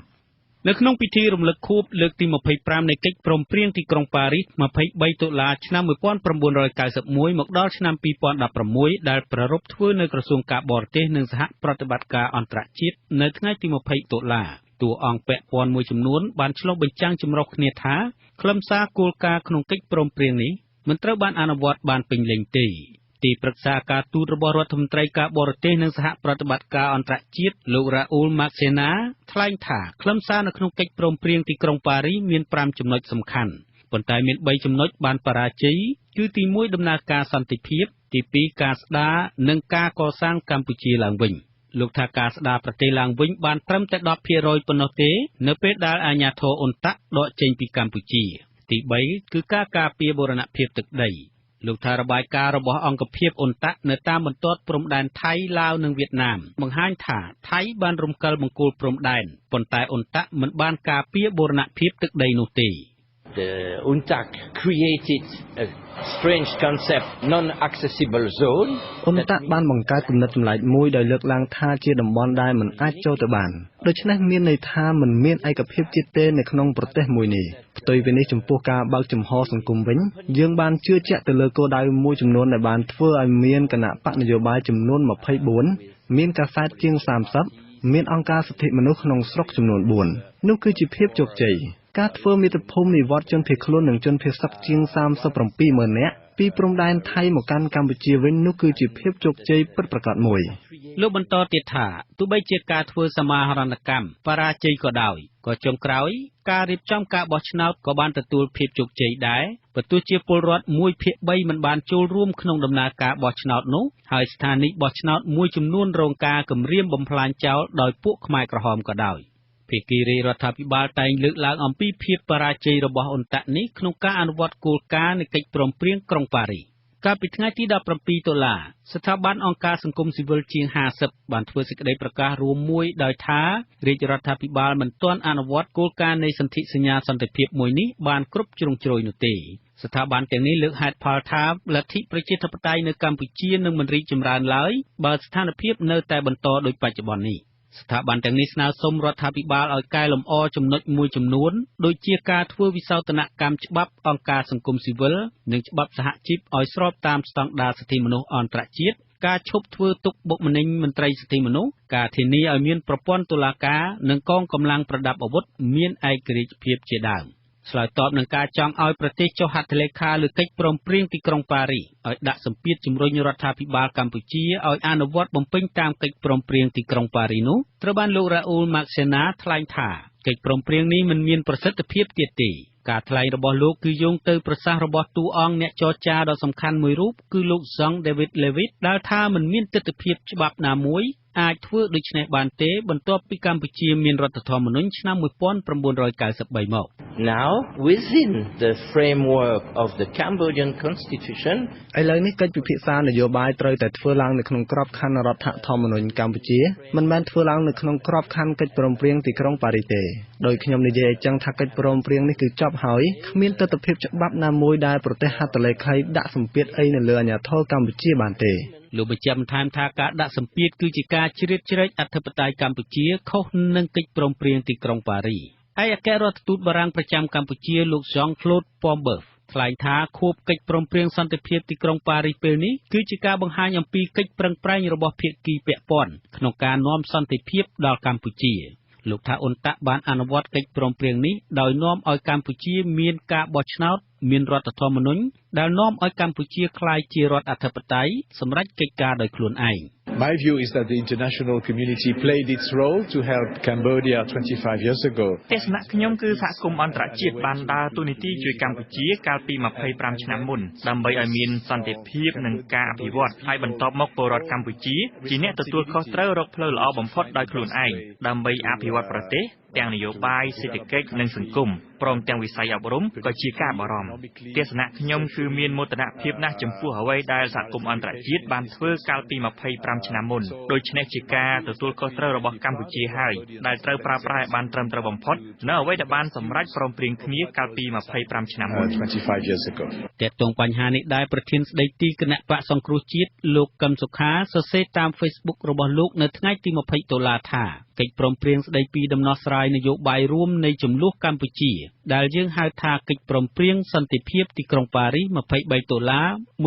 1991នេះនៅតែមានតម្លៃជានិច្ចលោកបញ្ជាក់បន្ថែមថាកិច្ចព្រមព្រៀងនេះហើយដែលមានធានាអំពីអធិបតេយ្យភាពឯករាជ្យភាពបូរណភាពនិងភាពមិនអាចរំលោភបាននៃដែនដីអព្យាក្រឹតភាពឯកភាពជាតិកម្ពុជានិងការធានាការបោះឆ្នោតដោយសេរីនិងយុត្តិធម៌កិច្ចព្រមព្រៀងនេះជាមរតកដ៏មហាសាលដែលអ្នកស្នេហាជាតិកម្ពុជាគ្រប់ភាគីបានពលីបូជាជីវិតកម្លាំងកាយកម្លាំងចិត្តនិងដើម្បីឯករាជ្យភាពនិងឯកភាពជាតិកម្ពុជាដែលមានការចូលរួមគាំទ្រពីអន្តរជាតិទោះជាបែបនេះក្តីភាគីរាជរដ្ឋាភិបាលតែងលើកឡើងអំពីភាពបរាជ័យរបស់អ៊ុនតាក់ក្នុងការអនុវត្តគោលការណ៍កិច្ចព្រមព្រៀងទីក្រុងប៉ារីសហើយតែងតែលើកឡើងអំពីវីរភាពរបស់លោកនាយករដ្ឋមន្ត្រីហ៊ុនសែនដែលនាំឲ្យមានឯកភាពជាតិនេះតាមរយៈការអនុវត្តយុទ្ធសាស្ត្រឈ្នះឈ្នះ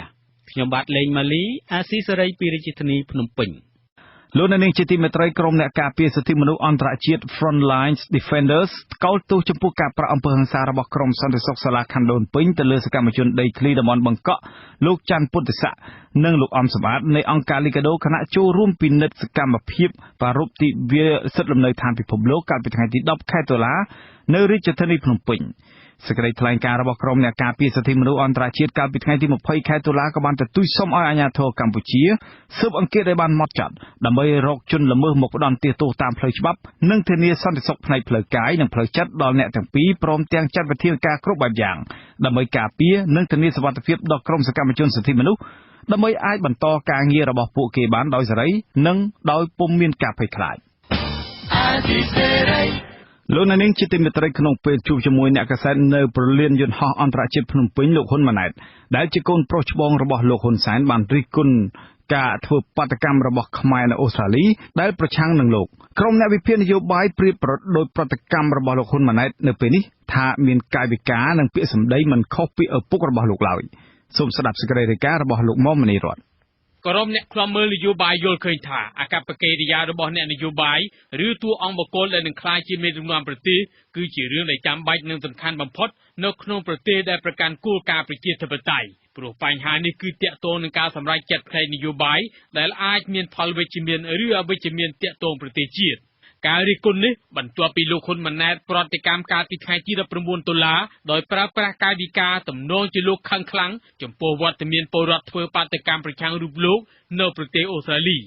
លោកបណ្ឌិតមាននីអ្នកស្រាវជ្រាវការអភិវឌ្ឍសង្គមយល់ឃើញថាថ្មីបើនៅពេលនេះលោកហ៊ុនម៉ាណែតពុំមែនជាអ្នកធ្វើសេចក្តីសម្រេចលើគោលនយោបាយជាតិប៉ុន្តែលោកក៏ជាបុគ្គលម្នាក់ដែលអាចនឹងក្លាយជាមេដឹកនាំប្រទេសនៅពេលខាងមុខដូច្នេះប្រសិនបើការប្រើប្រាស់កាយវិការដែលមើលទៅបង្កប់នៃហិង្សាមានន័យថានេះក៏ស្ថិតក្នុងជំរឿសរបស់អ្នកគ្រប់គ្រងដែរក្នុងការសម្រេចចិត្តជាអ្នកទទួលបន្ទុកនាវាកម្ពុជាខ្ញុំបានស្ដាប់ឮពីការសន្ទនាគ្នានៅតាមទីសាធារណៈរបស់មហាជនអីគឺជាហាក់ដូចជាមានការលើកឡើងឬតិចទៀនច្រើនទៅលើចរិតរបស់អ្នកដឹកនាំមួយចំនួនដែលបង្ហាញនៅការកង្វះនៅសិលធម៌ហើយនឹងភាពសមរម្យជាអ្នកដឹកនាំបាទព្រោះអីគេមានជំនឿថាអត្តចរិតរបស់អ្នកដឹកនាំគឺមានសារៈសំខាន់ណាស់សម្រាប់ជាគំរូដល់អ្នកដឹកនាំជំនាន់ក្រោយក្នុងពេលផ្ដល់បទសម្ភាសន៍ដល់អ្នកកាសែតនៅប្រលានយន្តហោះអន្តរជាតិភ្នំពេញលោកហ៊ុនម៉ាណែតដែលប្រតិកម្មនឹងការធ្វើបាតុកម្មប្រឆាំងរូបលោកក្រៅពីមានទឹកមុខមាំលាយឡំដោយសម្ដីមានកំហឹងផងនោះកូនប្រុសច្បងរបស់លោកនាយករដ្ឋមន្ត្រីនេះថែមទាំងបានប្រើប្រាស់អេរិយាបថ ដែលអ្នកវិភាគប្រដូចទៅនឹងឪពុករបស់លោកដែរ កុំភ្លេចគណៈបព្វជិជនក៏មានកម្លាំងធ្វើដែរប៉ុន្តែយើងមិនធ្វើឯកឧត្តមញយចម្រើនទៅគ្រប់កន្លែងគ្មានពីណាគណៈបព្វជិជនណាប្រមូលគ្នាធ្វើទៅស្រែកបដាលើកបដាទេនៅភ្នំពេញនៅស្រុកខ្មែរក៏យើងមិនទាន់មានពីណាឥឡូវចុះទៅគ្រប់កន្លែងមានពីណាធ្វើ ចំពោះលោកហ៊ុនសែនវិញនៅពេលមានប្រតិកម្មទៅនឹងអ្វីមួយក្រៅពីលោកគម្រាមថាប្រទេសអាចមានសង្គ្រាមឬប្រើប្រាស់ប្រព័ន្ធតុលាការចាប់ចោលហើយលោកថែមទាំងបានប្រើចង្អុលដៃឆ្កាចោះឆ្កាឡើងរាល់ពេលមានវេទិកានយោបាយសាធារណៈទៀតផងជាប្រធានអង្គការសភាយុវជនខ្មែរនិងជាអ្នកវិភាគនយោបាយលោកលងកឹមខូនយល់ឃើញថាការប្រើប្រាស់កាយវិការជារឿងចាំបាច់ណាស់សម្រាប់អ្នកនយោបាយលោកបន្ថែមថាអេរិយាបថនេះហើយគឺជាការឆ្លុះបញ្ចាំងពីចិត្តគំនិតខាងក្នុងម្យ៉ាងវិញទៀតបើមេដឹកនាំមួយដែលពោពេញដោយហិង្សានោះមានន័យថាអាចនឹងធ្វើសេចក្តីសម្រេចចិត្តមួយដែលនាំឲ្យប៉ះពាល់ទៅដល់សង្គម យើងក៏សង្កេតឃើញដែរបើយើងជជែកអំពីវិទ្យាសាស្ត្រនយោបាយវិញអ្នកនយោបាយមេដឹកនាំនយោបាយមួយនៅពេលដែលគាត់ឡើងគ្រប់គ្រងដឹកនាំស្ថាប័នឬក៏ប្រទេសហ្នឹងគឺគាត់ដឹកនាំទៅតាមអត្តចរិតលក្ខណៈនយោបាយរបស់គាត់នឹងក៏ដែរដូច្នេះវាមានឥទ្ធិពលឬក៏វាជះឥទ្ធិពលទៅលើការដឹកនាំនិងការធ្វើការងារប្រចាំថ្ងៃ បើទោះជាបែបណាគេសង្កេតឃើញថាអេរិយាបថឬការប្រើប្រាស់កាយវិការដូចជាលើកដៃឆ្កាចោះឆ្កាឡើងរាល់ពេលថ្លែងសារនយោបាយជាសាធារណៈគឺពុំមែនតែកូនប្រុសច្បងលោកនាយករដ្ឋមន្ត្រីហ៊ុនសែនទេពលមានមេដឹកនាំបកនយោបាយដទៃទៀតក៏សង្កេតឃើញថាតែងប្រើប្រាស់កាយវិការបែបនេះដែរពាក់ព័ន្ធរឿងនេះលោកសុកអេសានមន្ត្រីនាំពាក្យគណៈបកប្រជាជនកម្ពុជាយល់ឃើញថាការរិះគន់នេះគឺមិនឆ្លុះបញ្ចាំងពីការពិតឡើយ លោកបន្ថែមថាអេរិយាបថឬសិទ្ធិសម្ដែងមតិរបស់បុគ្គលម្នាក់គឺគេមិនអាចកំណត់ព្រំដែនបានទេហេតុនេះការបកស្រាយរបស់លោកហ៊ុនម៉ាណែតពុំមានអ្វីដែលខុសឆ្គងឬមិនសមរម្យនោះឡើយ យល់ថាដូចជាមិនត្រូវទេគណៈវាយតម្លៃចឹងគាត់និយាយមានហេតុផលរបស់គាត់ណាវាមិនដែលសមាជិកណាទៅធ្វើបាតកម្មដោយគ្មានការណែនាំពីគណៈបកគណៈកណ្ដាលទៅទេ លោកហ៊ុនម៉ាណែតដែលនៅពេលនេះជាមេបញ្ជាការរងកងទ័ពជើងគោកនិងជានាយរងសេនាធិការចម្រុះនៃកងយុទ្ធពលខេមរៈភូមិន្ទត្រូវគេមើលឃើញថាអាចនឹងក្លាយជាបេក្ខជននាយករដ្ឋមន្ត្រីមួយរូបក្នុងចំណោមបេក្ខជនដទៃទៀតរបស់បកកណ្ដាលអំណាចនៅពេលខាងមុខក្រុមអ្នកវិភាគនយោបាយយល់ឃើញថាប្រសិនបើដូចជាចាស់ពូលថាស្លឹកឈើជ្រុះមិនឆ្ងាយពីគល់ទេមានន័យថាអេរិយាបថនៅពេលនេះរបស់លោកហ៊ុនម៉ាណែតអាចប៉ះពាល់ទៅដល់មុខនីតិនិងការគ្រប់គ្រងប្រសិនបើលោកក្លាយជាមេដឹកនាំរដ្ឋមែនខ្ញុំមមនីរតអាស៊ីសេរីភ្នំពេញ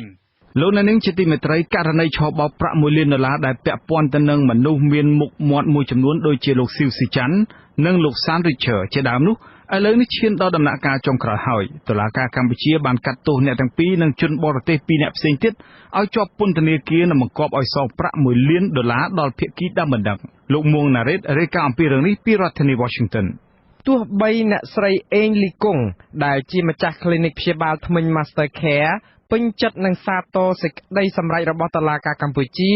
ដែលកាត់ក្តីឲ្យអ្នកស្រីឈ្នះក្តីយ៉ាងណាក៏ដោយក៏អ្នកស្រីនៅមិនទាន់ដឹងច្បាស់ថាតើយុត្តិធម៌នេះនឹងប្រគល់ជូនអ្នកស្រីពេញលេញដោយរបៀបណានៅឡើយទេ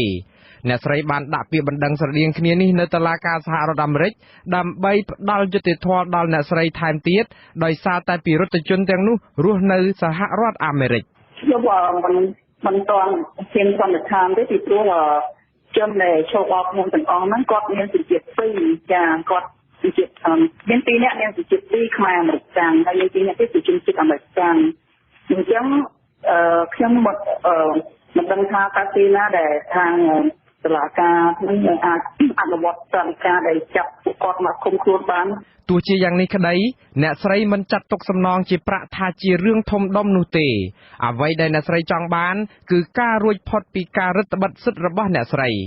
គោលបំណងរបស់ខ្ញុំគឺខ្ញុំចង់បានសេរីភាពខ្លួនឯងតែប៉ុណ្ណោះអញ្ចឹងអាស្រ័យខ្ញុំពឹងផ្អែកទៅខាងតុលាការឬខាងប៉ូលីសដាច់គាត់ធ្វើការទៅពេលណាគាត់ធ្វើបានពេលណាគឺខ្ញុំមិនជាបញ្ហាអីទេចា ការពឹងលើសមត្ថកិច្ចប៉ូលីសនិងតុលាការនេះគឺដោយសារអ្នកស្រីប្រាថ្នាឲ្យរួចផុតពីភាពអយុត្តិធម៌ដែលកើតលើអ្នកស្រីផ្ទួន ពាណិជ្ជជនទាំង4រូបនោះរួមមានឈ្មោះសានរិឈើ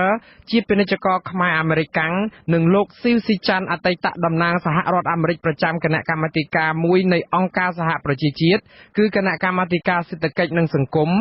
លោក Thomas Willem ជាអ្នកជំនួញហើយចុងក្រោយគេនោះគឺលោក Willem Noje ជាសមាជិកសភាប្រចាំរដ្ឋ New York ដែលបានបាញ់សម្លាប់ខ្លួនកាលពីពេលថ្មីៗនេះជនទាំង4នាក់នេះគឺជាអ្នកបង្កើតក្រុមហ៊ុនឆបោកមួយឈ្មោះថា Agra Agriculture Partners អ្នកស្រីថាទង្វើឆបោកនេះបណ្ដាលឲ្យអ្នកស្រីខាតបង់ប្រាក់ជាច្រើនបើមែនតើគេហៅទទួលបាននៅទ្វារគ្រូបានស្ដីថាខ្ញុំចាញ់បោកការឈោបោកប្រាក់ទៅហើយគ្រាន់តែខ្ញុំឲ្យ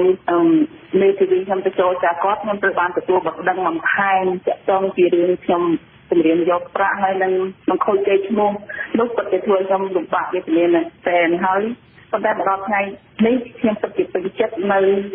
ការសម្រេចរបស់តុលាការដែលបានប្រកាសថារកឃើញថាអ្នកទាំង4នោះពិតជាឈប់បោកខ្ញុំមែនគឺខ្ញុំបានខ្ញុំសប្បាយចិត្តដែលចាស់ខ្ញុំគិតថាខ្ញុំមានសេរីភាពនៅក្នុងការរស់នៅការរកទទួលទានហើយទាំងអ្វីដែលខ្ញុំចង់បានក្នុងសប្តាហ៍នេះគឺខ្ញុំចង់បានភាពយុត្តិធម៌នេះគឺថាខ្ញុំទទួលបានប្រកបមែនចា៎អាស៊ីសេរីមិនទាន់អាចតាក់ទងលោកសានរិឈើនិងលោកស៊ីវស៊ីចាន់កាលពីថ្ងៃប្រហ័សម្សិលមិញបាននៅឡើយទេដើម្បីឆ្លើយតបទៅនឹងសាលក្រមតុលាការនេះលោកសានរិឈើកន្លងមកធ្លាប់ជាប់ពន្ធនាគារម្ដងរួចមកហើយប៉ុន្តែត្រូវបានលោកផៃស៊ីផានមន្ត្រីនាំពាក្យទីស្តីការគណៈរដ្ឋមន្ត្រីចេញមុខជួយធានាឲ្យបាននៅក្រៅឃុំរហូតលោកសានរិឈើអាចចាកចេញពីប្រទេសកម្ពុជាបានអាស៊ីសេរីមិនទាន់អាចតាក់ទងលោកផៃស៊ីផានបាននៅឡើយដែរកាលពីថ្ងៃប្រហ័សម្សិលមិញដើម្បីសាកសួរពីទីតាំងស្នាក់នៅរបស់លោកសានរិឈើលោកផៃស៊ីផានក៏ធ្លាប់ត្រូវបានអ្នកស្រីអេងលីកុងអះអាងថាជំពាក់ថ្លៃធ្វើថ្មិញមិនព្រមសងខ្ញុំមួងណារ៉េតអាស៊ីសេរីបាទលោកនាងជាទីមេត្រីគណៈកម្មការសិទ្ធិមនុស្សរដ្ឋសភាក្រុងនឹងដាក់លិខិតកោះហៅរដ្ឋមន្ត្រីក្រសួងយុតិធម៌និងក្រសួងមហាផ្ទៃមកសាកសួរករណីឃាតកម្មលោកបណ្ឌិតកែមលីដោយសារឃាតកម្មនេះមានរយៈពេល3ខែប៉ុន្តែនៅមិនទាន់មានពន្លឺយុតិធម៌បាទលោកនាងនឹងបានស្ដាប់សេចក្តីរាយការណ៍ពិស្ដារជាមួយរឿងនេះនៅក្រោយព័ត៌មានប្រចាំថ្ងៃនេះពេលបន្តិចទៀតនេះបាទលោកនាងជាទីមេត្រីមន្ត្រីនាំពាក្យកងរាជអាវុធហត្ថលើផ្ទៃប្រទេសឲ្យដឹងថាស្ថានភាពជួញដូរឈើនៅក្នុងរយៈពេលចុងក្រោយនេះគឺមិនមានលក្ខណៈទ្រង់ទ្រាយធំទៀតឡើយពួកគេថាក្រុមឈ្មួញបានបង្វែរពីការដឹកជញ្ជូនឈើតាមរថយន្តធំមកដឹកតាមរយៈរថយន្តសាមញ្ញឬរថយន្តតូចវិញចំណែកមន្ត្រីធ្វើការរឿងព្រៃឈើយល់ថាបទល្មើសដឹកជញ្ជូនឈើខុសច្បាប់បានប្រែក្លាយជាទ្រង់ទ្រាយតូចខ្លះមែន